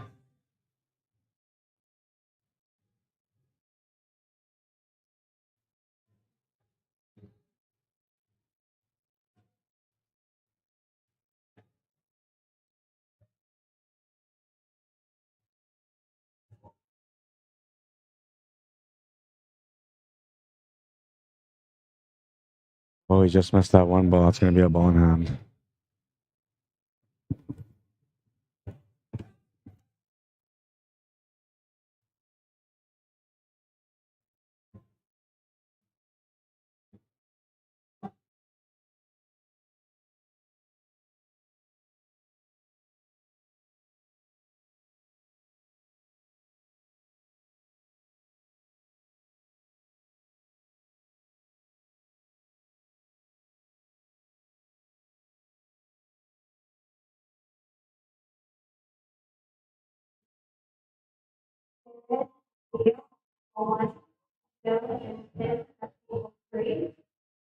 Aaron and Leo at table 1. Jill and Tim at table 3.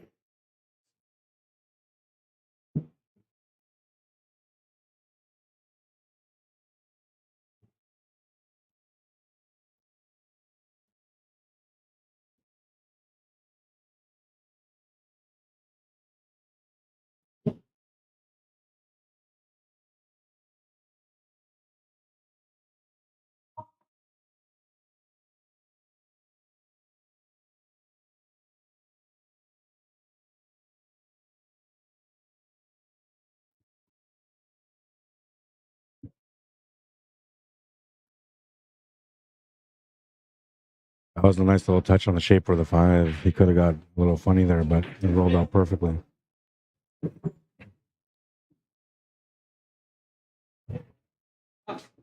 And it's almost guaranteed that every time you give Johnny a ball in hand, man, he's going to finish that table on you.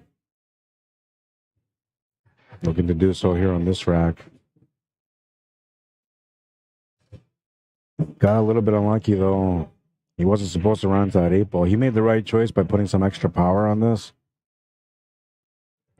Then he got burnt because he ran to the 8 ball. But he'll make up for it with a nice bank.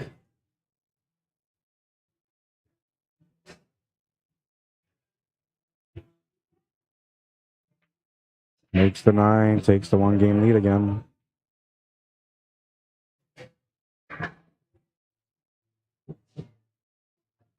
Nice bank.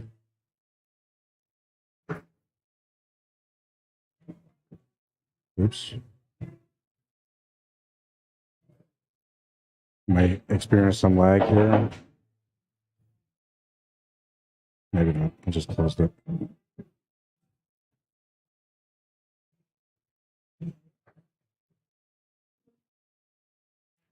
All right, so how's everybody doing? I'm gonna say hello to those of you that are watching here.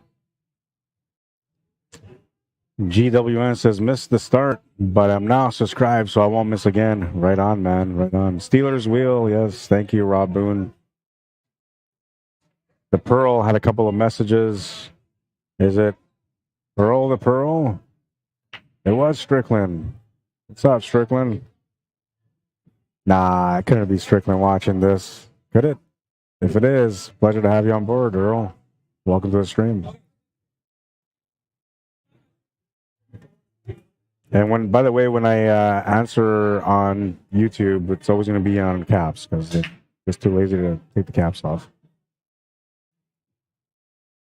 I don't know who this spam guy is, but I got to get rid of him. Find your lover here. Nobody's trying to find no lovers in pool matches, man. We're trying to watch pool, dude. Get out of here. That was the first one. Now you're going to get blocked. There we go. Got rid of his messages. Now, this Pearl, I don't know. It could have been Pearl maybe making fun of me because all his messages got retracted. Man was like, you amateurs better listen here. And I was like, whatever, girl. I'm the commentator, man.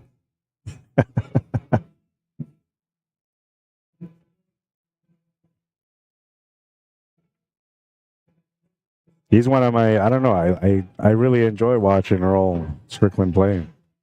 It's old school, though, right? He takes me back to the 90s, man, to the golden era of pool, right? And I know he's known for, you know, losing his mind every now and then, but when you take away that perspective of his play, you just appreciate who he is as a player. And I mean, as a player, he's a great player. You know? He was a great influence in the game in his time, and he still is at 61 years old. I get a lot of flack about it because there's a lot of people that don't like Earl, man. You know, they just look at Earl and say, "Oh yeah, he's always going to throw a fit," you know, blah blah blah. Same, you know. Some people actually come in just to egg him on. But for me, I respect the fact that he's still around playing, that he's a great player, that he's done so many great things in his time. Though Jason Shaw did have a good point there that he said, you know, he watched Earl win a bunch of championships on 5-inch pockets. The pockets were much bigger back then, but it doesn't take away from the fact that everybody actually had the same size pockets, and he was the best out there. In my opinion, you know, I know some of you guys would be like, no.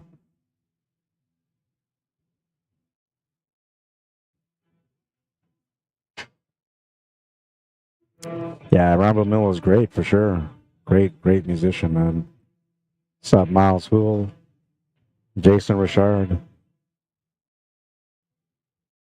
Mark says we all want to be rock stars and pool gods, man. Ain't that the truth? I mean, I wake up singing every day when I can. I should have been a rock star. I just didn't know how to play the guitar. Now, if I can play some tunes with my cue, man, and I'd be a rock star for sure.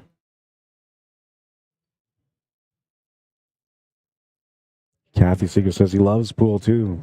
Ah, I didn't know he was a pool player also. That's awesome. Jaden Hunt says, let's go, Johnny. Mark says, Earl is great. Love Efren Reyes too. Yeah, Efren was, you know, he's the magician, right? But to me, like, Efren was like a pool god. Watching him play was like the beginning of my life commitment to pool. Because he's the one that made me realize that I wanted to be a pool player. What a shot. It was a tight little squeeze, but he made it. Love Efren Reyes, man. We'll always love Efren Reyes. I mean, even now that he's older, you know, I like to see him going around playing and beating these guys. I think he still could, but maybe his eyesight isn't good enough for the 9-foot anymore. But, you know, I'm sure you put it on a bar box, man. This guy would rock everyone. Maybe like a showdown between Earl Strickland and Efren Reyes on a bar box. That'd be nice. But not like a valley table. Put him on a diamond or a predator.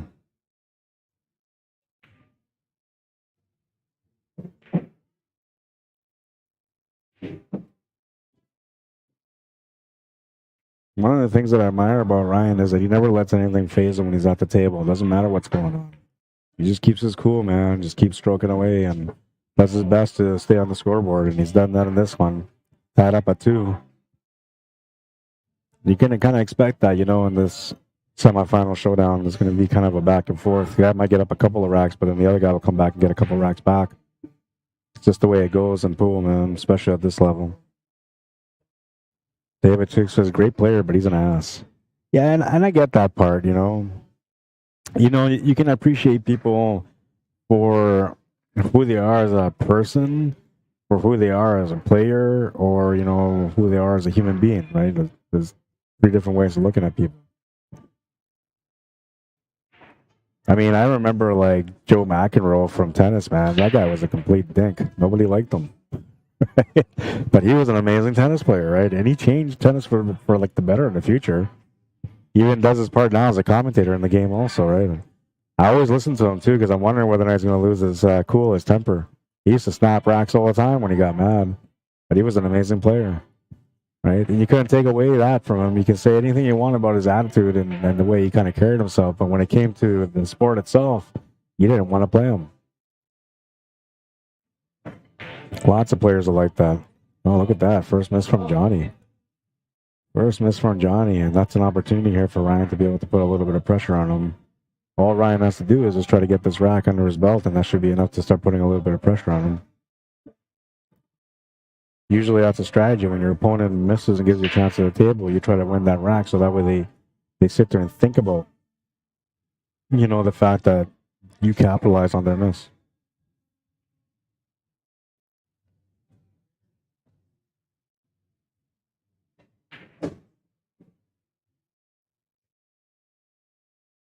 You'll be rocking your guitar soon, January, right? Yeah, well, I like to. You know, I'm getting somewhat busy though. I might be going out of town again in January, but I do have 2 big events that are coming up in January that I got to just confirm the dates, confirm the venues. But I would like to start. I have an electric guitar and I got an acoustic guitar at home. I was told that it's easier to learn how to play on electric guitar than it is on acoustic. And I'm not sure if that's true, but, you know, I have both of them at home.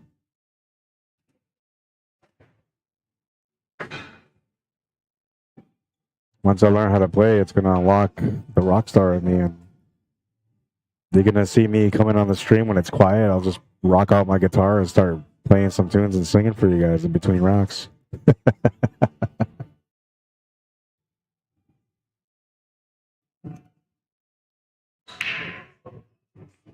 That good to avoid that 9 ball. It's a little bit out of position on the 4, but he still has a shot on it.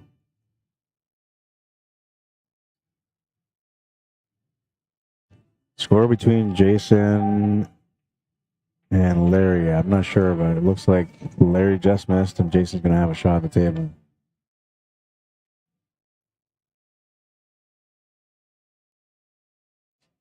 Oh, no, he didn't miss. He made a shot and he's still at the table, Larry. They're only like 2 or 3 racks in, those guys, so they're not too deep into the match. But I'll find out for you, Leon. I'll update you right away. Stephen Roberts says, I heard one of the commentators in the Mosconi Cup say Earl said once he has never missed a shot on a 10-foot table. It was the table, ball, or something that made him miss. Well, that's the way he used to be, right? I mean, that's why, like, that's the thing about Earl that everybody kind of gets caught up on is the craziness that he had with him, right? I mean, I remember watching his fingers taped like thick and big glasses, the earmuffs. So there was lots of crazy things that Earl was doing. But I think for Earl, most of it was, you know, a balance between finding the right comfort for him to play pool and also to kind of fan out the crowd, right? Because the crowd was nasty on him all the time. They knew that he had a hot temper. They knew that it was easy to trigger him, so they would trigger him, right?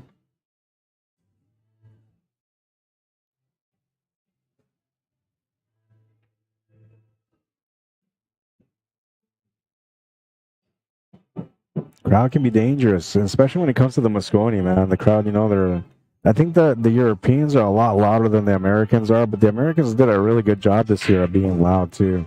And what I mean by loud is it's like the Europeans, like they sing, they chant, they go nuts. You know, they go nuts every single time they can. I feel like the Americans are a little bit more reserved, you know, but they need that energy. They need that energy to get going. We'll see what happens for the Mosconi next year. I got a feeling they're going to change things up. You know, they're going to maybe make Shane Van Boning the captain. You know, he's the oldest, most experienced player on the team. And yeah, they'll probably bring in the young guns, you know. Although I heard that Rodney Morris is trying to make a comeback. I'd like to see him playing again. The Rocket, he was fun to watch. One of my favorite players to watch too, man. He was just so fast, so confident. He just knew what he wanted to do, man. You know, it just made it look so easy. 3-2. He takes the 1-game lead. Ooh, that smell. Can you smell that smell? Earl Krauscher says, I watched Earl the Pearl in an instructional video and he was scolding the students all the time. I would not, I don't know, man. I love Earl, but I would not sign up for a lesson from Earl. If I was a millionaire and I hit like, you know, $20 million, I would not sign up for a class from Earl because I just know he will come after me, man. It's like signing up for a cooking lesson from what's the guy from Hell's Kitchen? That guy, the crazy dude. Nobody does that.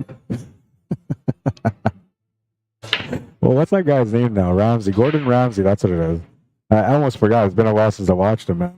He was an inspirational person at first, you know, when I was trying to get out of the cooking industry, he started coming out and I watched his shows and I was thinking, thank God I got out of that industry. Yeah, I would never. That's the two things I would never do, man. Ask Gordon Ramsay for cooking lessons or ask Earl Strickland for pool lessons. I might take some commentating lessons from him, though. He's a natural at commentating.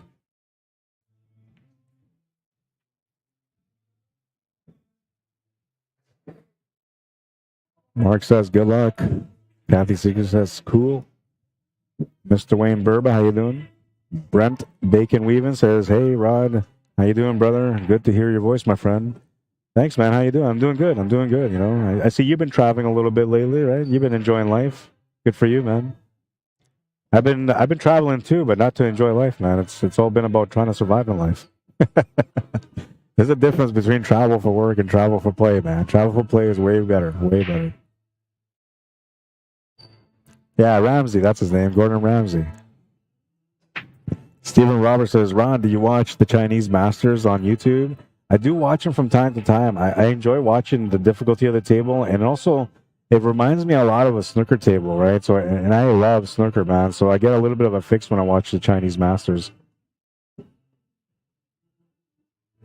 Wayne Burba says, I took a lesson from Earl. He stayed extra time. No one else was around. You can never say he can't shoot.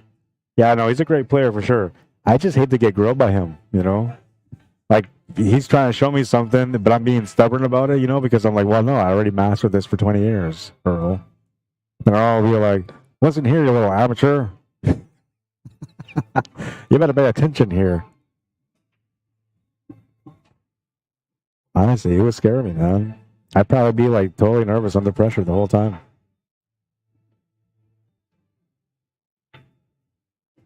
Jules Morton says, Johnny Archer said to me, Earl was not half as bad. A lot of it was an act. Love him or hate him, people pay to watch. Yeah, and I feel like it is sometimes, you know? I feel like it is. Like, and I feel like that's what Mosconi, like the matchroom was trying to do with the Mosconi Cup. They wanted a classic Earl to come out there and you know, to put on a show type thing. And I feel like he sort of did, you know, but he got himself caught up in a moment there a couple of times. 3-all, tied game. Kind of the way you expect this match to go. YouTubers, how we doing? The Pearl is still going off on YouTube. Sorry, man. If this is you, I know I'm an amateur, bro.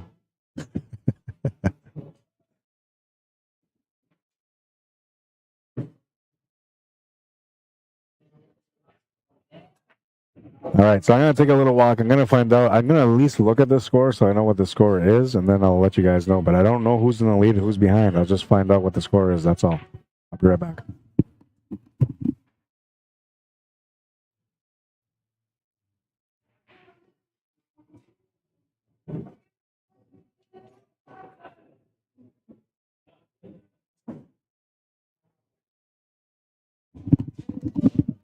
All right, so Klatt and Hunter are at 1-1, and they're in the rack number 3 right now.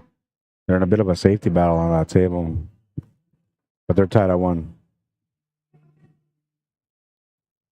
Smash and break, but he didn't get anything on the 1 ball, so he might either kick this or call a push.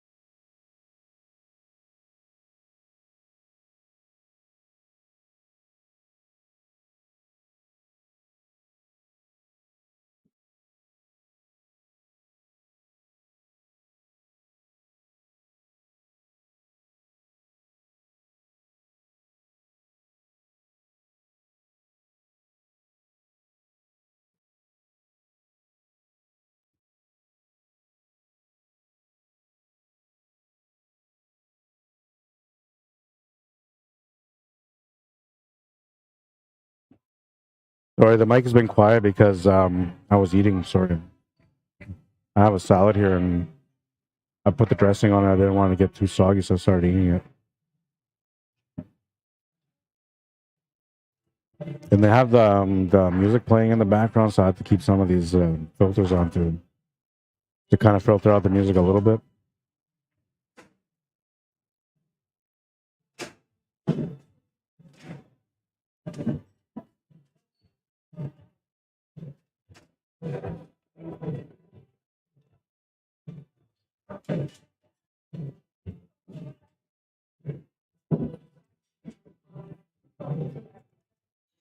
Pretty straight on this one.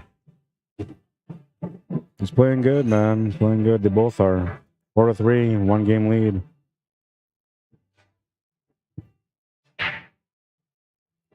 Looks like it's 2-1 for Larry Hunter against Klatt. Give you guys a chance to take a look at that.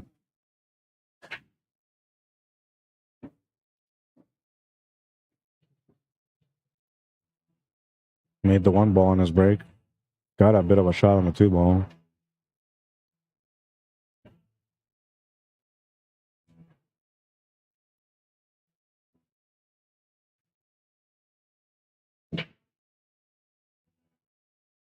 Playing safety, smart shot. Go back to our main table now. Rack number 8, a smash and break from Ryan. He makes the 5 ball. He's got a shot on the 1 ball. Not a great shot though, but he's got one. Yeah, if it ever goes quiet, man, usually it's because I'm eating, you know, or I have to go get something. But usually when I go get something, I tell you guys right away, like, hey, I got to go for a walk, do this, whatever. Let's see. Gerald Haston, how you doing? Says, I met Earl Strickland in person at Diamond Billiards, Chesterfield, Virginia. He's a great guy, man, honestly. I feel like he's just, the act has got a reputation that he can't shake off, but you know he's a good guy. You know he genuinely loves pool, and he genuinely just, you know, wants to play his best that he can. Not a bad guy in any way.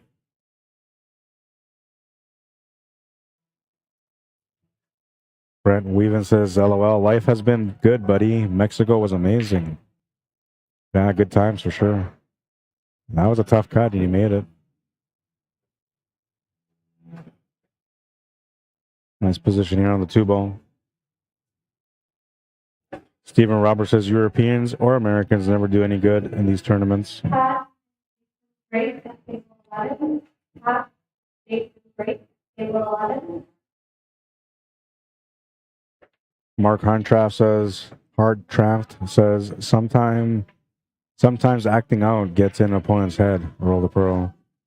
Yeah, you know, and I guess that's where people kind of, you know, get it like frown on him, you know, because it's like it's a shark move. But I don't know. I feel like it's a little bit of everything, really.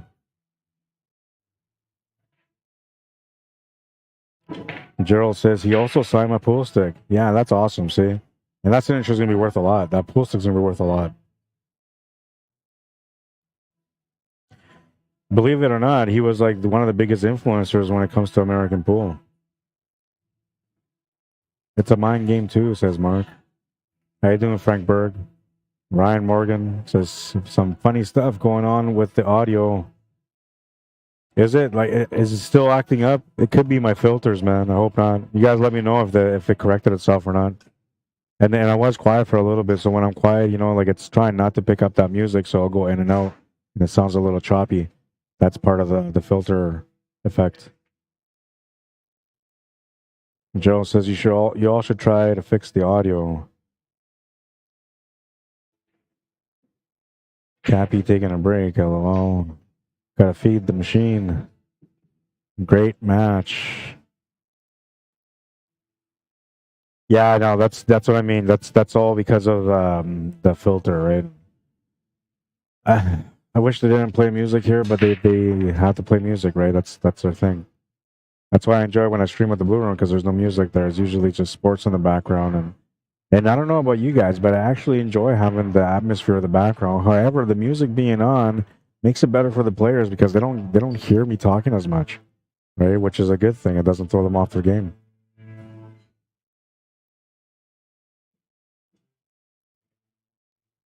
Nice shot, nice breakout. Does he get rewarded?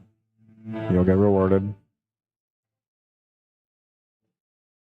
But yeah, if the mic ever goes quiet, man, it's 2 reasons. I'm usually eating, or I have to go do something. But usually when I go do anything, I'll let the viewers know, like, I gotta excuse myself for a second. I'm gonna go do this, or I'm gonna go do that.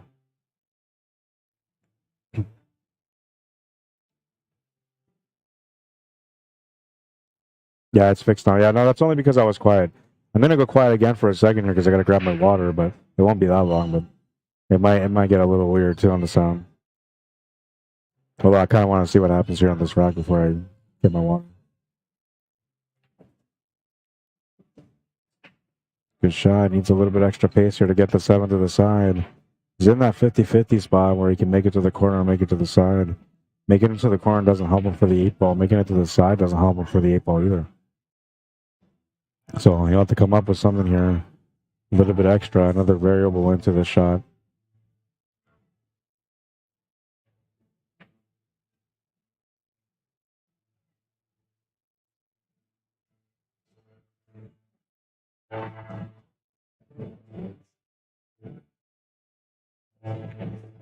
Takes the shot to the corner. Beautiful executed shot to get across for the 9 or the 8 ball.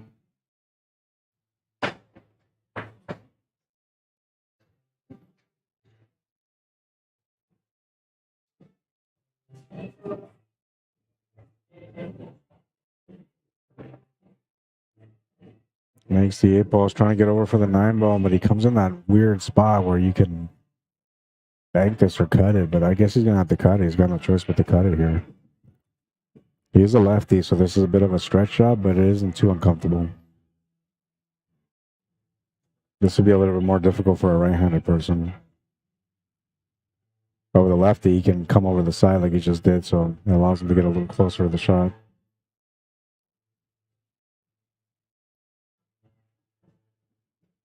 A nice little finish there. He's got a 2-game lead.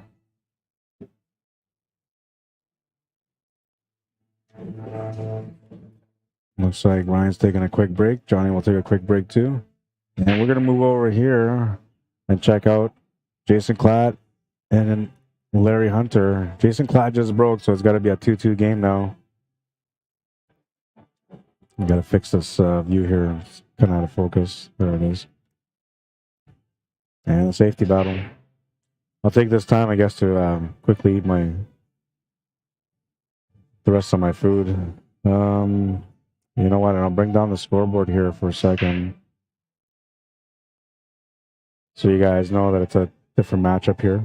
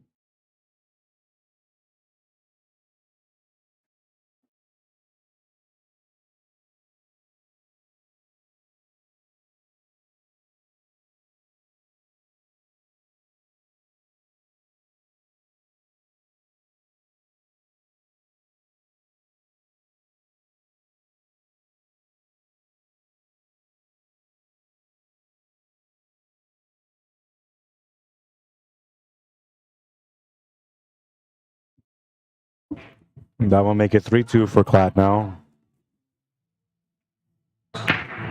And it looks like Ryan's coming back to our main TV table here. Waiting for Johnny to come back from his smoke, though.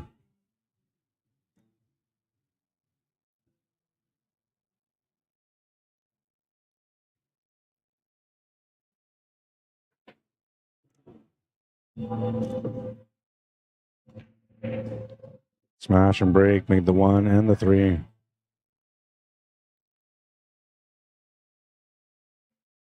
Oh, and he made the 8 ball, too.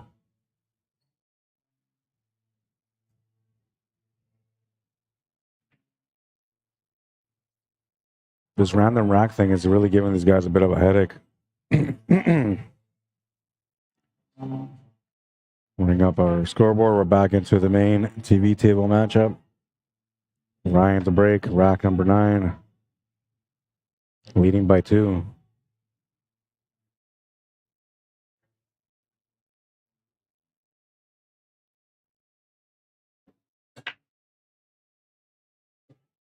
Smash and 1. Makes the 3 ball. Can see the 1. Can make a combination here onto the 4 to open up. Or he can back up this one to the bottom left corner. You gotta be careful you play the combination onto the 4 because you may not get a shot on the 1. Unless you hit this flush. If you hit it flush, then you'll be okay. It's a bit risky. I'm actually trying to take the back cut to the 1 in the bottom left corner instead. And the only reason why is because then it allows the cue ball to go off the middle cushion back and forth to line up for the 2 ball. Just like that.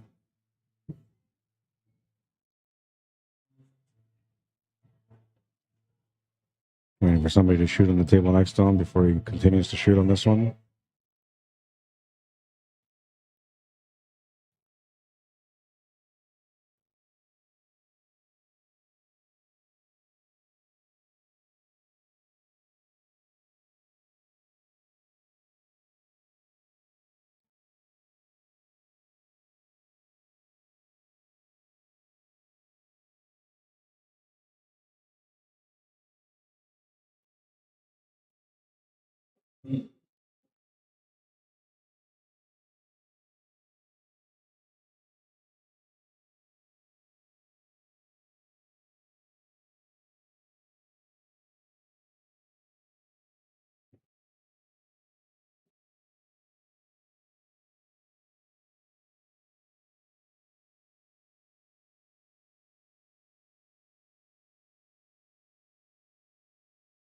Good shot on the 2 balls and have the shape on the 4 that's sitting over the pocket.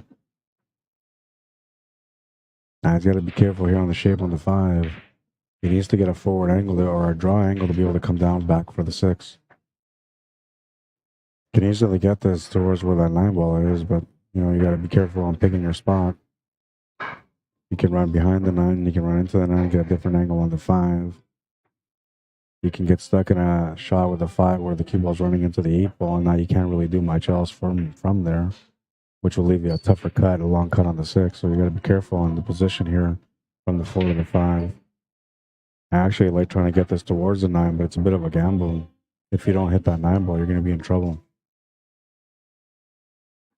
Now, you could try to set the cue ball roughly where it is now in that kind of line with a 5, because then you can make that 5 draw back. And when you hit that contact with that 8 ball, the drawback will push you back towards that 6 ball.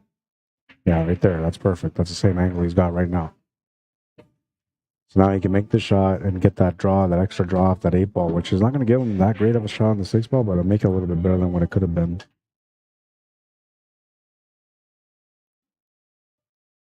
You might have to try to just draw away from it altogether, though. I don't mind drawing into the 8. Yeah, he just drew into the 8 ball, and he got the shape for the 6 ball, but he missed the 5. Popped his shoulder up a little bit on that one. And that 8 ball sort of comes to the rescue. It's made a bit of a mess there in that corner.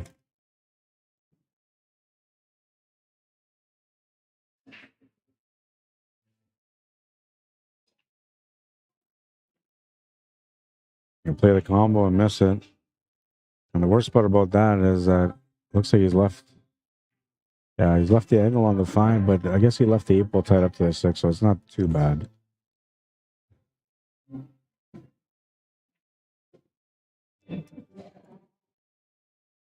I don't think he's got any other choice except for to make the 5 ball here. I just don't know what he's going to do when it comes to that 6 ball. Yeah, so he's looking at a billiard here off the 6 into the 8 ball, which is a good idea. I like that.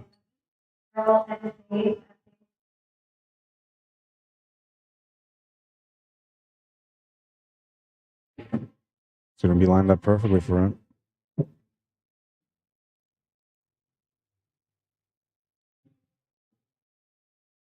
He's got to watch the pace on this one too, because he needs to have a shot on the 6 ball after.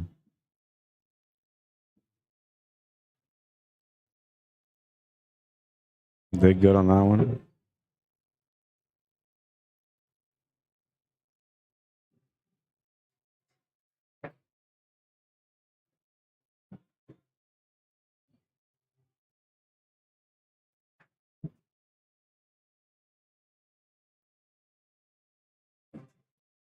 Smooth stroking it now.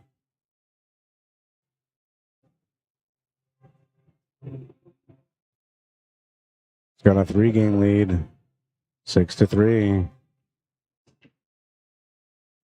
I feel like the key shot of that rack was this one right here. Perfectly executed cannon shot for billiard. Some people call it a billiard, some people call it a cannon. I say tomato, you say tomato, you know, that kind of stuff.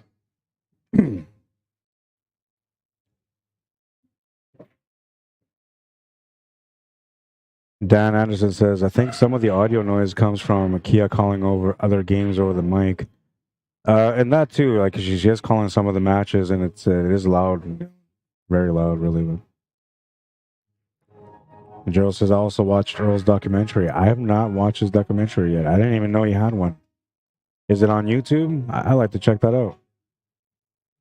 Brent Weaving says, Rod, are these diamonds? I played in the IBA M8 Midwest tourney these past 2 days, and we were playing on Predator tables, super tight corners, and curling rink for cloth. I actually enjoyed the technical playing. I enjoyed playing on the Predators myself, too. I don't think people understand how great that table really is yet. But when they start getting those tables out, people will start understanding how great the Predator tables really are. But these are diamonds, yeah. Mark says, I don't get to play a lot, but I'm learning lots from watching these guys. Oh, yeah, you learn tons from watching these guys, man. Sure. Makes the 6 ball off the break. Get a shot on the 1, maybe? Not an easy one, but he's got one. Looks like the 2 ball is kind of playing into a shot here. Can he make a bank in the 1? I don't know. It's close. Looks like the 3 ball might be on the way. If 3 ball wasn't there, he could do it. But I think the 3 ball's on the way, so he can't. Steven Sestak, how you doing? What's up, Vino? Welcome to the stream. Mark says, and you're commentating. Thank you, man. I appreciate that. I try to be knowledgeable. I try to share the instincts as a player, right? And oh, what a shot. Get in there. No, it doesn't go in there. What an attempt that was. Yeah, the position on the 2 ball, too. Yeah, I just try to be, honest, sincere with my knowledge. I don't hold back with my knowledge either. You know, like I could hold back. I could be like, I'll show you guys the simple stuff and then just keep it simple, stupid type thing. But I try not to. I try to, share knowledge, patterns. I try to share a lot about mentality. And that's key for me, a lot about mentality. Just try to help players out, that's all, Do my best to share my passion for the game and to share my knowledge in a way that'll make a difference. And hopefully it does for some of you guys. David Twig says, thanks for the stream, Rod. Fantastic and professional as always. Thanks, man. I try to be consistent, right? It's key for everything. Looked like he might have hit that 5 ball first, but it's too fast of a shot. He's tied up the 3 ball here, and he's left himself in a weird shot on the 2 ball. Though maybe the bank corner is available. That's not going to do much for the 3 ball, though. May not be a good time to make this 2 ball, to be honest. Let's check out YouTube. Say hello to the folks on YouTube. Do we got any comments? Looks like we stopped having comments on there.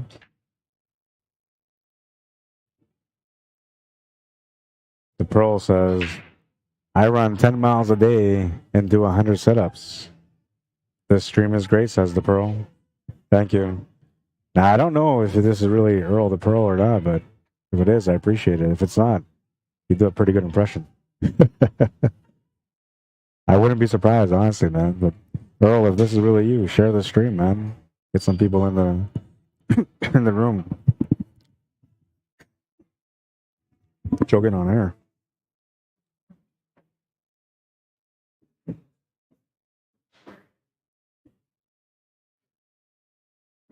I know I had Joshua Filler tune in to watch the last King of the Hill. He was watching I believe it was the final matchup last time that he watched it, and it was Larry Hunter versus Jeff Clare. And it was one of those games where it looked like Jeff Clare was just going to absolutely demolish Larry Hunter, but Larry Hunter just kept coming back, man, just kept coming back, and Joshua Filler got a chance to watch some of these top Manitoba players get in action. And that one was a winner-take-all. This was a winner-take-most, so a little less pressure, I guess, here for these guys. Everyone here now is guaranteed money. Whoever gets eliminated from both these matches will walk out with 280. Whoever wins this match will be guaranteed 500, no less than 500, but they'll have a showdown for a chance to win 15. But normally it's a winner-take-all, and I like that better. I feel like the pressure is different. It makes the players play a different way. When you know there's only one prize to win, right, then it just brings up the best game all the time, and you play smarter, you play more defensive, you're tactically right at the table.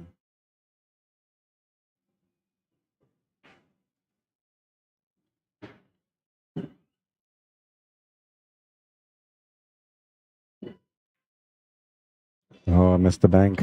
It's going to go on the other one? No, it's going to miss there too. So Giant will get a huge break here. He'll have to work things out, though, because I don't know if that 4-ball goes past that 8. And I can't tell from this angle either. It kind of looks like it does, though. If it does, it'll just pop into the shot, but if it doesn't, it'll just break it out. Looks like it does.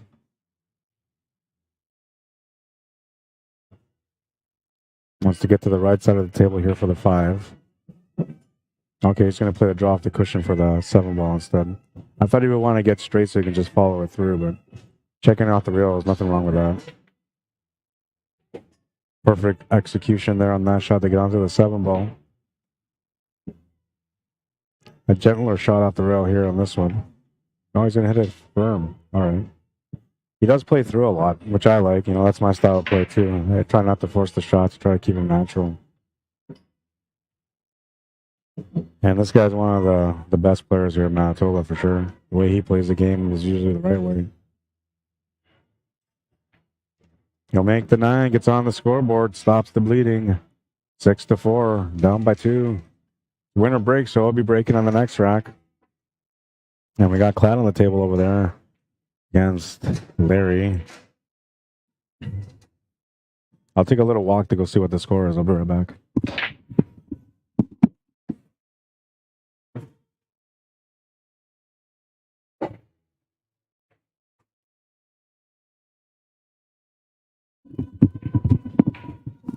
Six to 3, and I'm going to assume that it might be Klatt that's in the lead because I've seen him be at the table a couple extra times here. It could be Larry, though. I wouldn't be surprised if it was Larry. 6-3 is the score between them, though.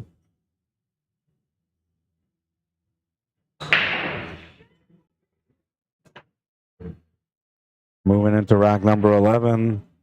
A smash and break from Johnny, but does he get anything? He does not, so that means Ryan will come up to the table. He's got a juicy opportunity here in front of him. Got a whole lot of love. Just give me a second. I'm doing something here, so I'm going to be somewhat quiet.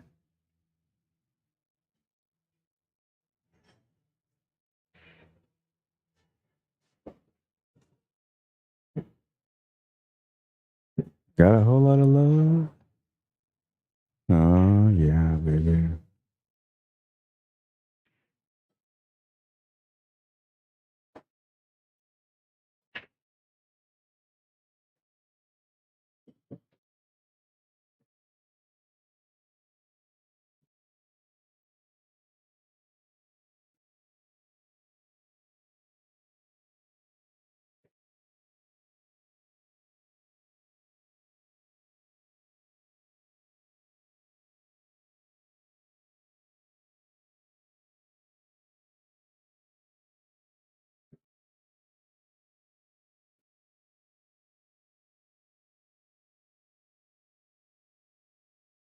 I just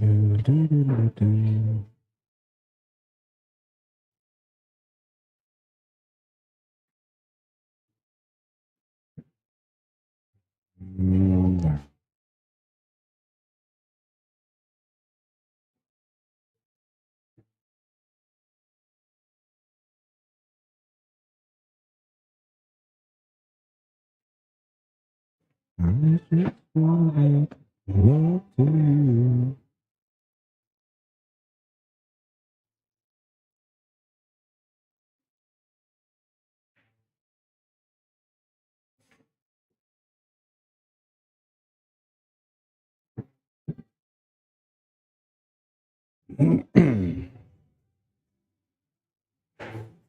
Do.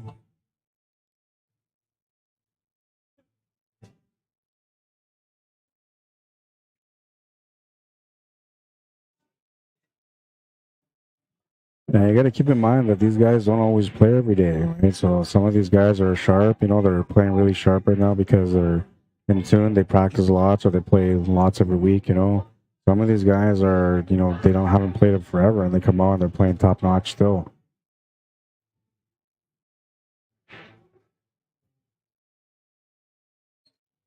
What I can tell you though is that these Final Four players, they're all great players to have in a Final Four. They all have that same style, that, you know, that championship style play. Smart safeties, great shots, aggressive when you have to be, smart when you're supposed to be. And you can see that all of them, you know, their strokes on point for every one of them. We've had a chance to watch everybody on the TV table now. So you guys had a chance to watch every one of these guys play. This is the first time both of these players are on the TV table so far in the tournament, and they're putting up a great matchup so far. 7-4, 3-game lead. Ryan Sullivan to break and rack number 12.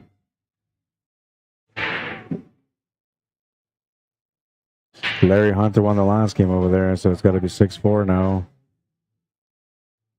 He just broke and he made a ball off the break. He's looking to get on the scoreboard again here to bring it down to a 1-game difference.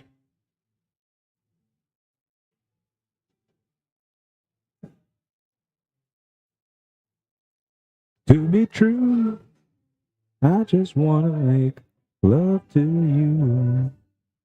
Do, do, do.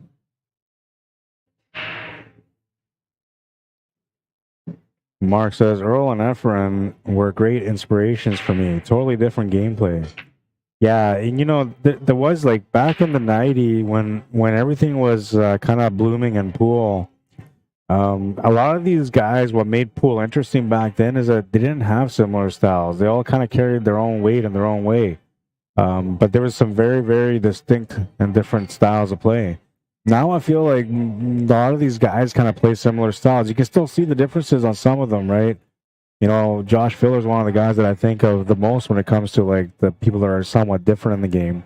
He's the one that plays the game the simplest way, but he's got the most success. And what I mean by that is that almost everything he plays is just center ball, right? So center top, center bottoms, or center, and he'll just make the adjustments, you know, half a tip, quarter a tip at a time, and that's how he works his spins and his angles. So he has a very unique style of play. But, you know, back in the 90s, everybody had, like, different styles of play, man. And it was interesting to watch these guys because, you know, like, these interesting styles will clash at the table, and it would provide some incredible matches for us to be able to watch and to learn from. I did a lot of learning from Efren Reyes, man. I never really studied a slip stroke, and I should now that I'm a little bit older. I understand that there was such a thing. But growing up, when I watched him, I never understood there was such a thing as a different stroke, right? So I just thought Efren played the way that he played because he was just amazing on his own. But he had a slip stroke that, you know, helped him change the game in his own way. Stephen Roberts says, Johnny's lost all his games off his break. He's not making any balls. Ryan is. Yeah, and that can be the big difference in a match, right? I mean, I've gone to tournaments where my break has been dry all day long and somehow I still finish in the top 4, you know, but in order to win a tournament, you can't be having dry breaks. And if you are, then you got to make sure you're capitalizing on your opponent's breaks whenever he gives you a shot at the table.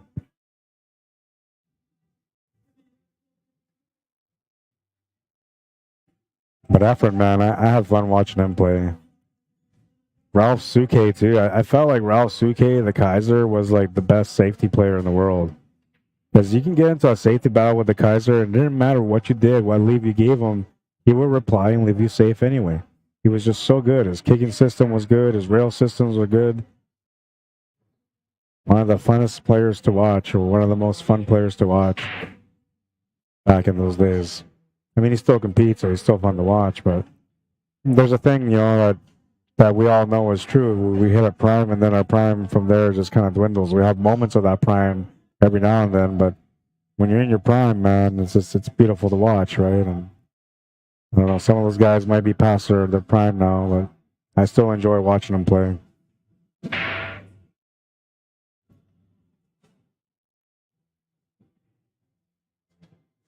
I appreciate their skills that they bring to the table.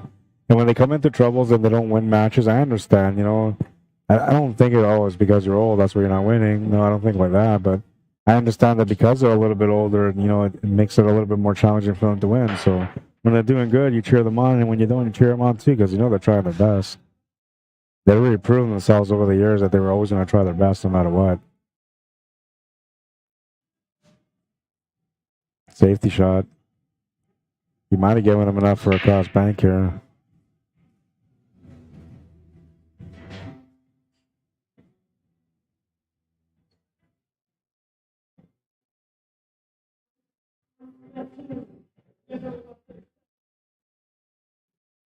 By the way, oh yeah, I should put this on there.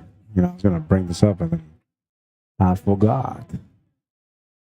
Honestly, if that's Earl Strickland saying this stream is great, I appreciate it, man. If it's not, I appreciate you too, imposter. Whoever the imposter is, I appreciate it, man.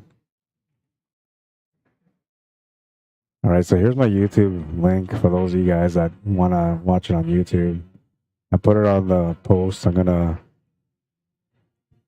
pin a comment on there, so those of you that want to turn over to YouTube if you guys want to watch on there, you're more than welcome to.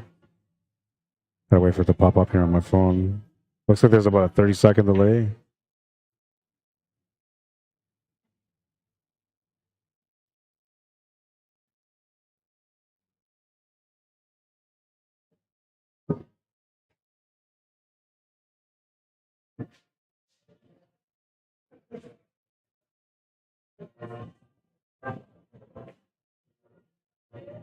Mark says there's videos on Efren's stroke on YouTube.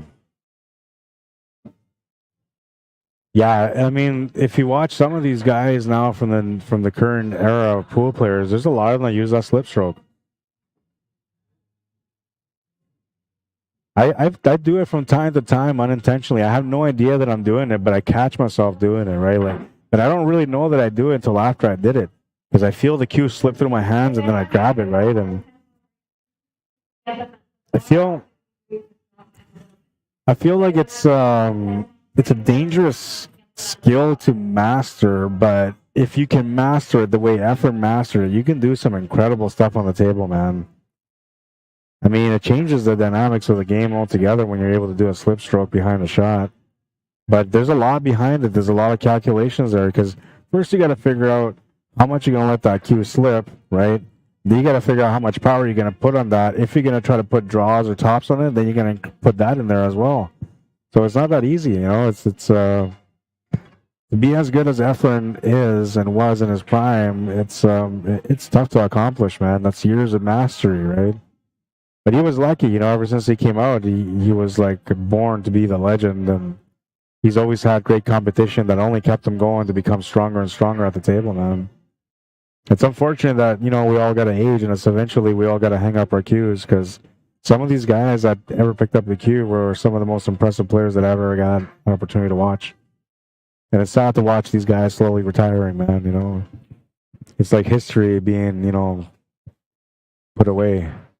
That's the way it feels like sometimes. Because a lot of these guys, they did change the history of pool in North America, in Europe, and all over the world, really.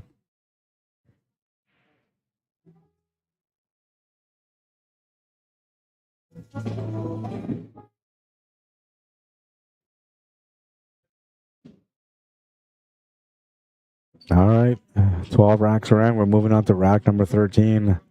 Ryan's all about the break, leading by 4. Needs 3 to win the match. And looks like Klatt's at the table on the other table, and he's about to win another game against Larry Hunter.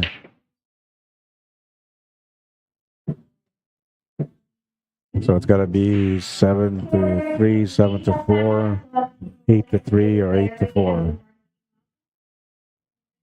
Barry, that can be brought down by 1, will be brought down by 1. Lowest it'll go in. Yeah, that's the microphone that's going off in the background. That's picking up all that weird sound too. When she's just making some announcements right now, and I just noticed it was doing that.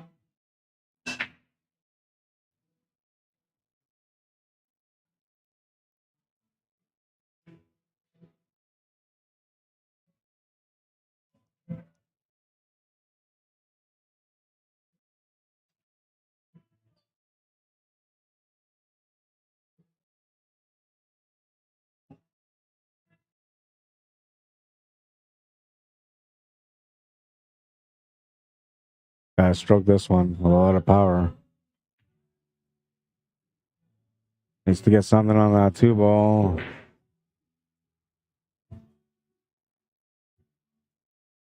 I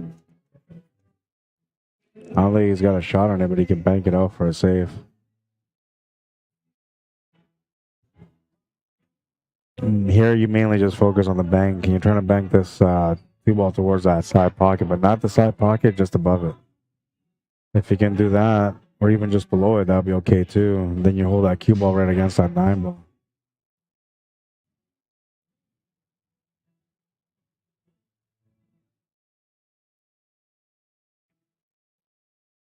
Yeah, just like that. That's going to be perfect, man.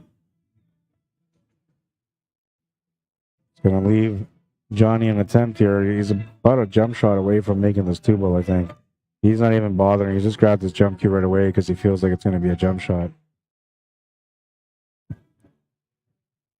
This was a smart safety play right there. And Johnny will have his chance to reply here. A big shot.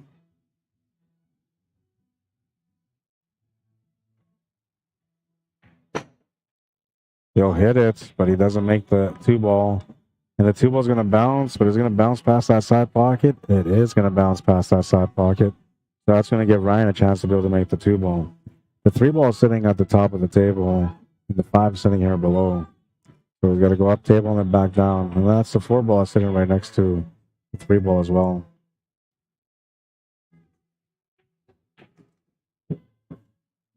Likely going to sit up for a 4-8 combination here.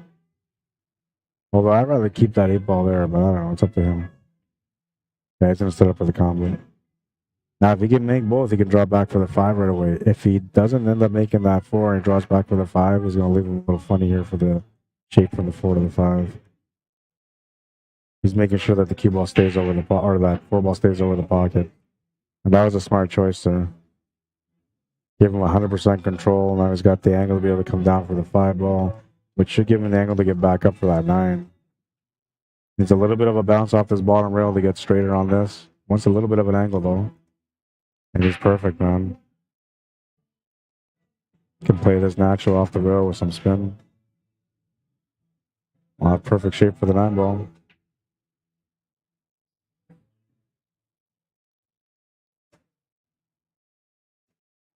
He's playing some great pool in this matchup, man. 9-4. He's got a 5-game lead. Needs 2 more to win the match.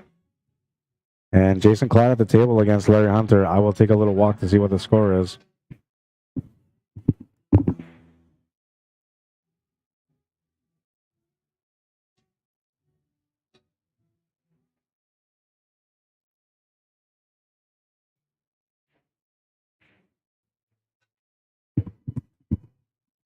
The score is 8-4 between Klatt and Larry, and it looks like Klatt's about to get game number 9 under his belt. He's got the 8 on the 9 left.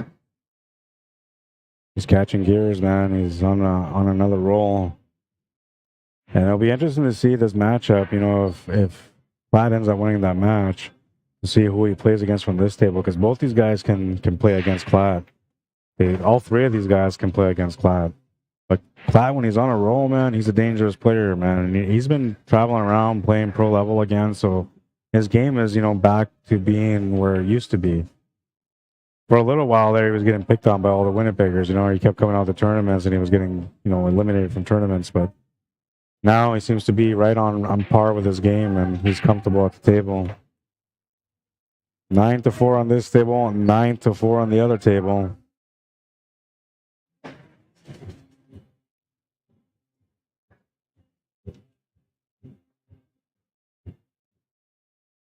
Rack number 14. Ryan Solvo at the break. Trying to get on the hill here.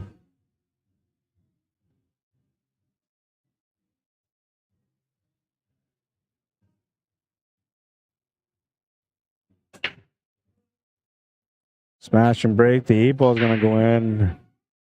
The 1-ball sets up by the 7s. He's got a 1-7 combo to open up.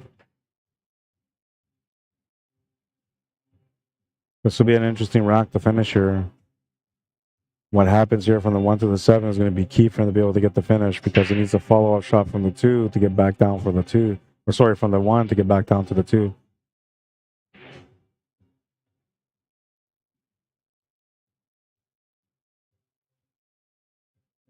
Great combo. Leaves the 1-ball over the pocket. That's going to allow him to be able to manipulate this cue ball back.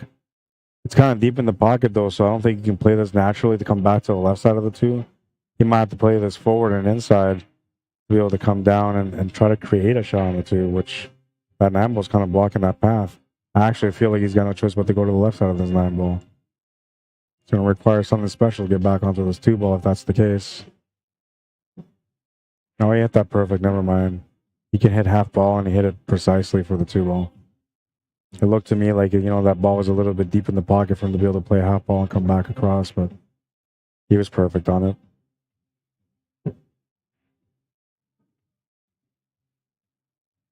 He can play this through or draw it back, whichever one he wants to do. He's going to play it through.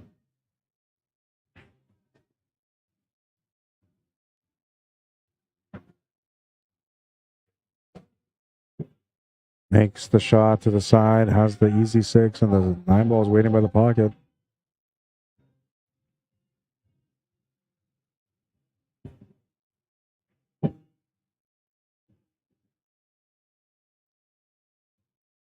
This is to get on the hill. He's on the hill, 10-4. He's got a 6-game lead. Breaking for the match in rack number 15. Jason Klatt is on the hill, 10-4 on that table.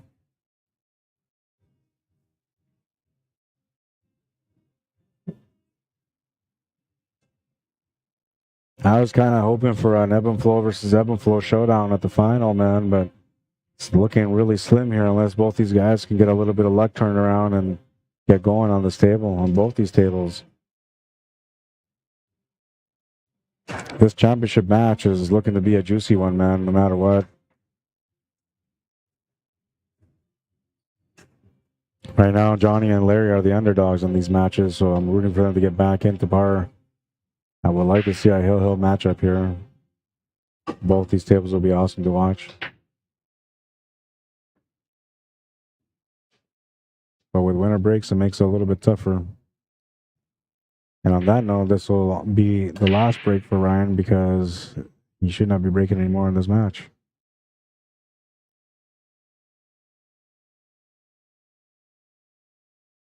All right, he's got his work cut out for him here. Needs to get going one rack at a time. Got an opening shot on the 1. 2 balls available at the top of the table. The 3's tied up to the 7 and the 5. And he's going to rattle that 1 ball, trying to get up for that 2 ball. The good thing, though, he was trying to get up for that 2 ball, so he's left Ryan a little bit safe here. Though this is a pretty easy jump shot. Even though it is an easy jump shot, though, he may not get the shape on the 2. He's going to just masse around this instead. And he's going to miss the 1. Bit of a lazy attempt there. That's going to be a ball in hand for Johnny and another opportunity for him.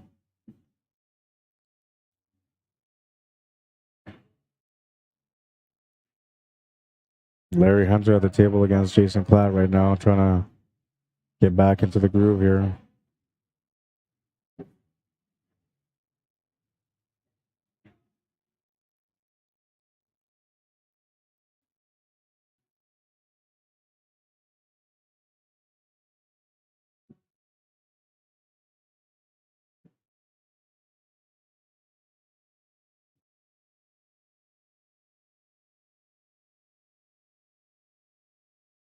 Yeah, he's got to spread these open here. And he needs a little bit of luck here to land the 2-ball as well.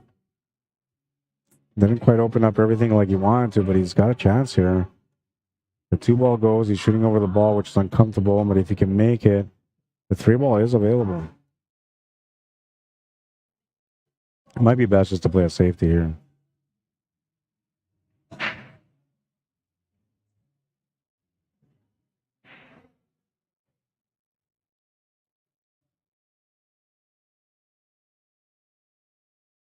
What's up, Chen? Joey Bolio, welcome. Stephen Robertson says that 2's in a rough spot. Yeah, and that's going to be a difference in this rack, really. Yeah, I feel like he's got no choice but to play safety here. Mark wants to know, do I ever get down to the U.S.? I was supposed to be down in Vegas for the VNEA championships last year, but I had 2 jobs that came up that I have to take on. I do plan to go to Vegas this year. Supposedly, I'm invited to go out there again this year to go stream, so I'll be going out to the States. But yeah, no, I do make my way around for sure. I travel. I'm never afraid to travel for work. The only thing is I got to renew my passport, but, you know, that shouldn't take me long to get it done. I'm probably going to be doing that next week, to be honest. And the only reason why I'm doing it is because I had a few people ask me to go to the States, so.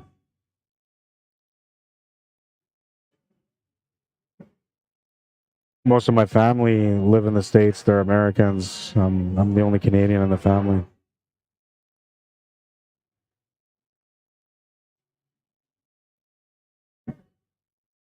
We got family in Texas, all over Texas, Phoenix. I think that's where everybody's at now, is just Texas and Phoenix, Arizona. I mean, I got a bunch of little cousins too, and who knows where all those guys are all living now. All of them in the States, and most of my family joined the Army as well. They all did their time for their country.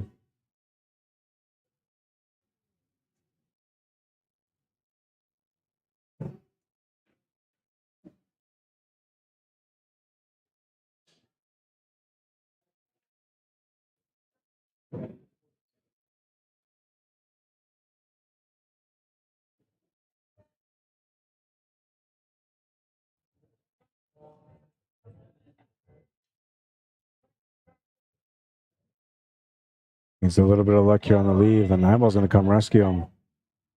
Oh, that's so gross. So gross. He got away with it. Johnny's got to be feeling the stinger here on this one, man. The rolls just aren't going his way either. Oh, there you go. Good shot. Well, if the rolls don't go your way, you make them. That was a good shot. A little bit of luck there too, but, you know, it was... You need a little bit of a momentum swing, and maybe this is it.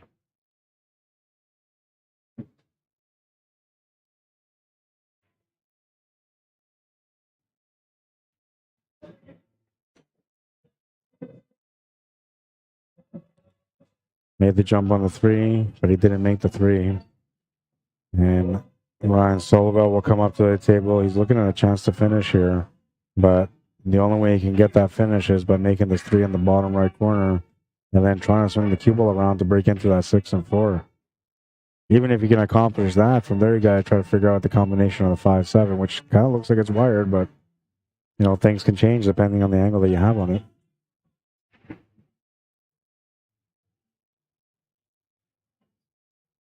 I feel like if I'm Ryan here, I don't go for the win yet. Well, I mean, I don't go for the finisher. I should go for the win on this rack, for sure. But I don't think you go for it now. I think here you just play smart, play safe.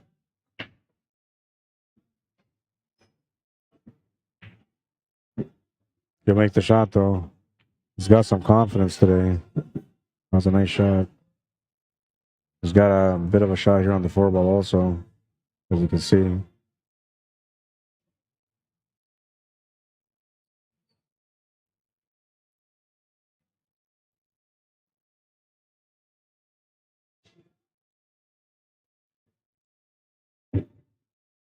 Ron and Jeremy at table 9. Makes the shot to the side. Has the combination left after that. This is a nice shot on the 3-ball. Hit the horn a little bit, but it was pretty clean. And now here he's got to make the combo, but he's got to get a little bit of luck when it comes to getting position on the 5. And he's not going to get it. Pool guys are trying to give Johnny a chance here.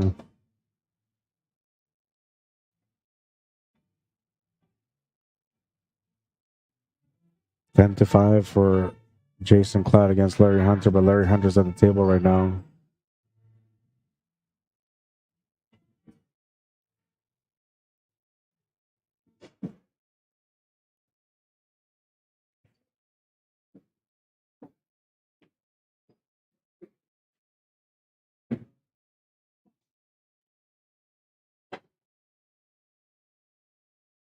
I'm not sure if he hit that. I don't think he did. But there's a huge break for Johnny. He'll have to make this work now. Still a little bit of a challenger because the 9 and 8 ball are somewhat close, but he should be able to get shape for the 8.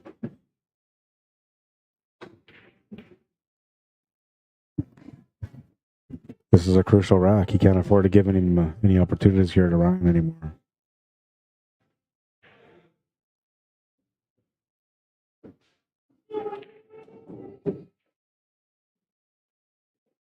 Slowing his game down a little bit. Making sure he's looking at everything here.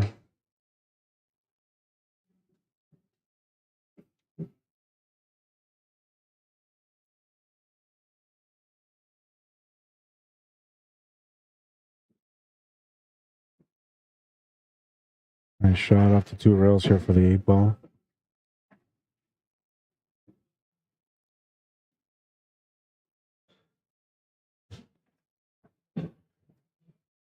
Waiting for somebody to shoot on the table next to him before he can shoot this 8 ball. Larry Hunter just won that game 10-6 over there.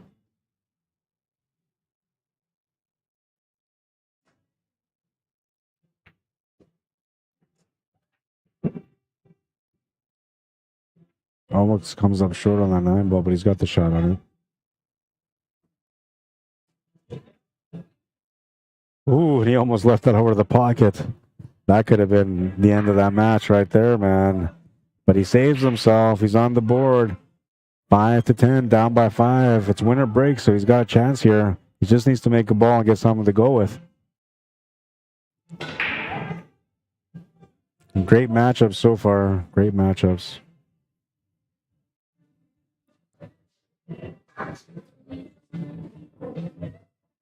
Cheese the 9, says Stephen Roberts. What's up, Terry Bolio? Welcome. Go check out on our YouTube peeps. What's up, folks?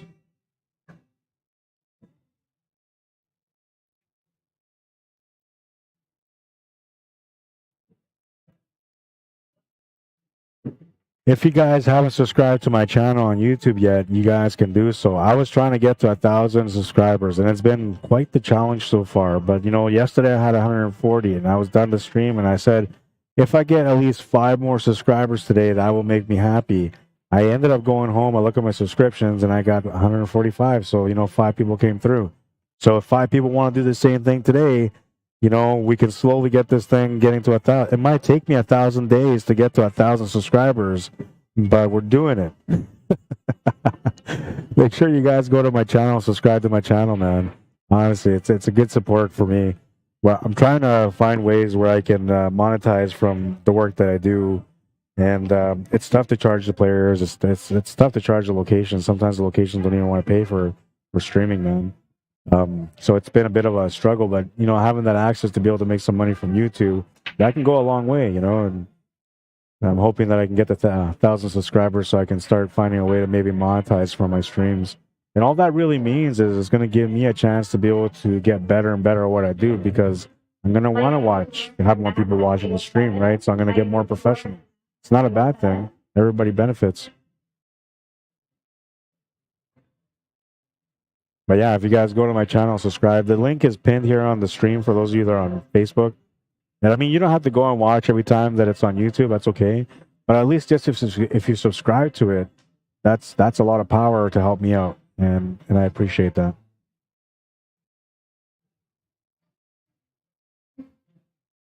Then I don't have to use that PayPal email thing that I put up. Makes me feel like a bit of a beggar. But you know, just so you guys know, like when you do, I'm gonna pop it up right now because I talked about it. Here's my email. If you guys want to support my work, you can do so via PayPal over at eTransfer, cslmanitoba@gmail.com. All right, it's at the top of the screen right there. But every time I put that up, it makes it feel like I'm begging for money, man. And I'm not. I swear to God, I'm not. I'm just saying, if you want to support the work that I do, you feel like, you know, I'm a promising person in my career, then you can support me, you know, through PayPal or through subscription on YouTube. And the money that does come in through the donations, I don't really use that money except for pool things, right? So I have a junior training program. I use some of that money to pay for their table time. Sometimes, you know, I travel and you know, and I need to come up with something to eat for lunch. I use my funds for there to buy myself lunch. But that's really as extreme as I go. And a while ago, you know, when people were helping me out at the beginning, you know, I used the money from that to be able to buy cameras. So just so you guys know, when you're investing into the future of what I do, it's going to benefit everyone. He misses out on both sides. So a bit of a lucky break here. This table is nasty though, man. There's a lot of work on it.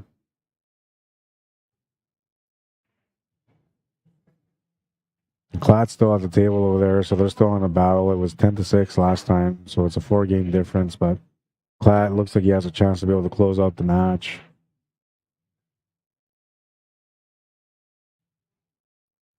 Oh no, he couldn't, so he intentionally fouled. Interesting. So Larry will get a ball in hand and a chance to shoot. Oh no, it's not a ball in hand. That was a push shot that Klatt just did. I'm watching the match from my seat.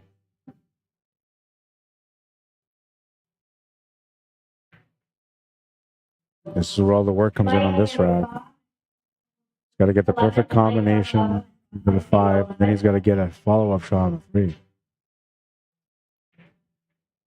Looks like he's accomplished that. Pretty tight shot on the 3 ball though, but he's got it available. Problem is that 4 ball is not available because it's tied up to the 7 ball. So maybe you don't really want to make this shot.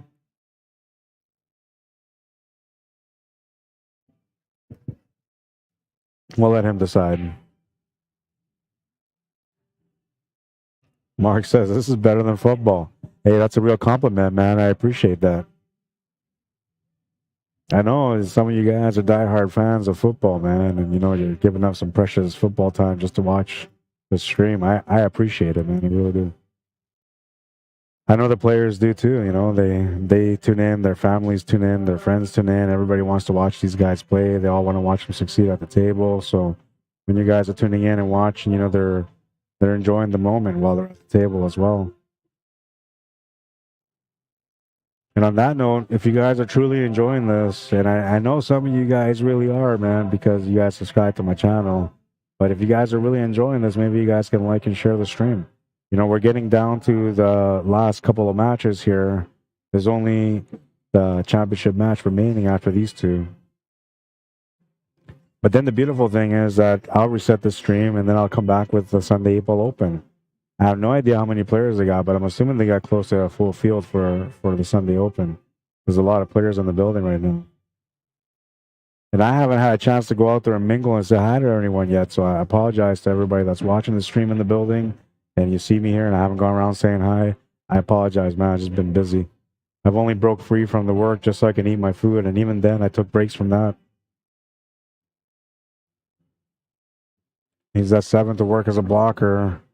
Great shot.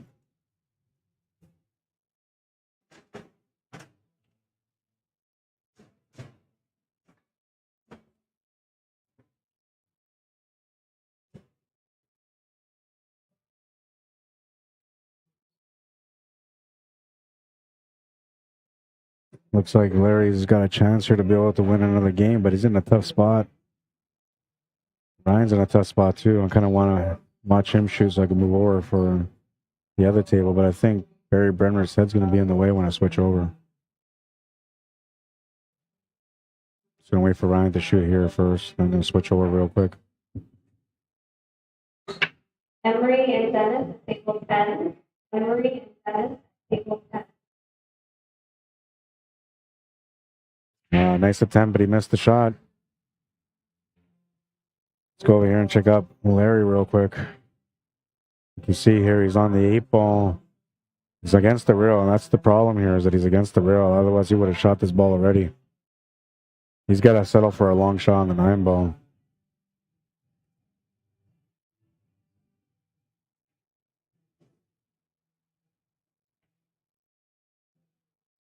This is a tough shot for him. That's why we're leaving it on here for a second.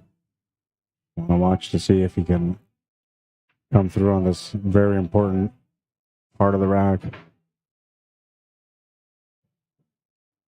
Darcy Malcolm there in the background. He's about to shoot on the table just before this table. Has no idea that he's blocking the shot. There it is. Now he's thinking about going off the rail and in. That's how tricky this shot is. He must be pretty straight on it. He must feel like he can't really spin this cue ball off the rail. Now he's looking at the long shot on the 9 again. And this is the thing about long shots on the 9. If you mentally prepare to take a long shot on the 9, meaning you're going to play the long shape on it, it's not so bad. But when you're not sure about it, you end up on a long shot, then it's uncomfortable. So right now, he's got a chance to be comfortable at the table for the finisher. He's choosing for the longer shot. And this is a little bit of pressure here now because, it's a long shot. If he misses it, he's going to sell at the rack, and that's going to be game over for him. So this is a crucial shot here for Larry Hunter. Don't move, Darcy. Stay still. Oh, no, he's going to miss it. But he missed it on the plus side, maybe. Although Klatt looks like he maybe cut this ball in. So we'll see if Klatt will cut this in for the win. And it looks like the other match is over. Ryan has won. So Ryan won that match. And they were kind of in a bit of a battle. That looks like it's finished now. And Klatt will have the shot of his 9-ball. This is the last possible shot of this match right now.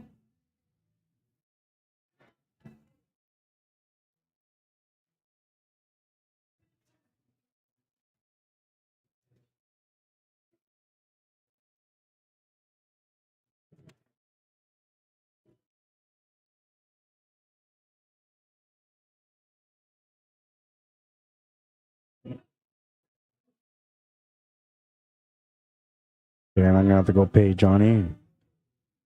Take his picture as well. Did Klatt make it? Klatt didn't make it. Okay, so we're going to keep here. 10-7. I'm going to go update the scoreboard over there. 10-7.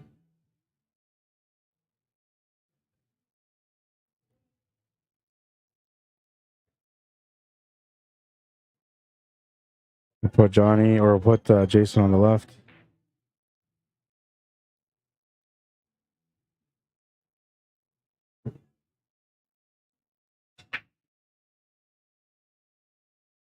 We'll put Larry Hunter on the right.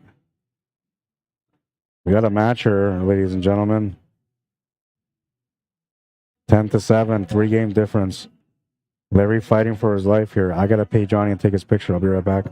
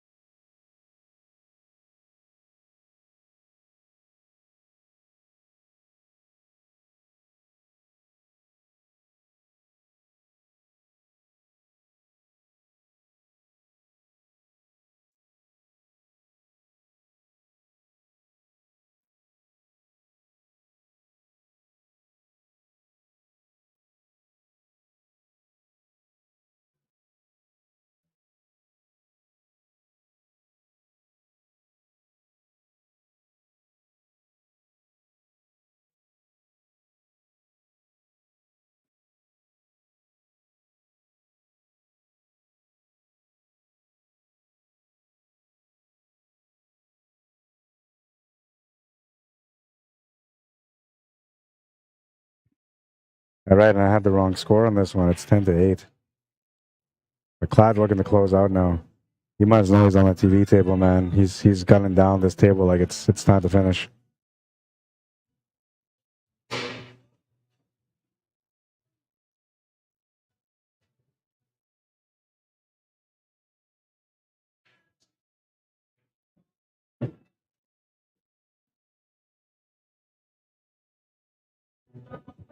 He's got the finish in front of him now. It's all there, man. And, you know, he's a closer. If he's got a chance to close a rack, he'll close it. And it just looked like Larry Hunter was about to get back into this match, you know, and I was rooting for him because he was down 10-4 at one point. Trying to make a comeback on this table. Then he got close. But an informed Klatt is a dangerous Klatt. And he's looking to close out, which he just did. 11-8, the final score. Woo! What a great day of pool, man. What a great day of pool. All right, ladies and gentlemen, that's going to bring us to a break because we're going to come back with the championship match. The final match of the King of the Hill, winner take most, 9-ball. What a showdown. What a match. It's going to be incredible, man. Jason Klatt versus Ryan Solobel for the championship match. I will be back. I will be back. Don't forget, guys, if you want to support my work, you can do so via PayPal or e-transfer, cslmanitoba@gmail.com. You're looking for me to come out to your town to cover an event? Message me, cslmanitoba@gmail.com.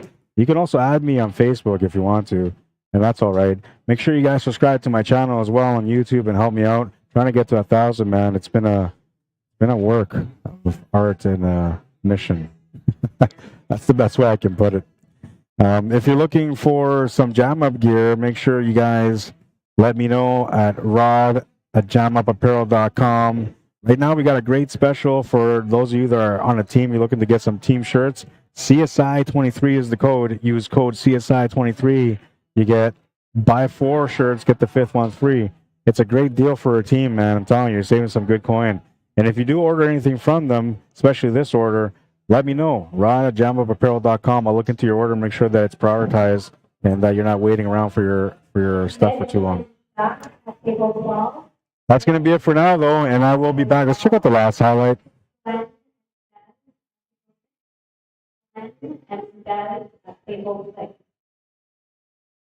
That was a nice shot. It really was.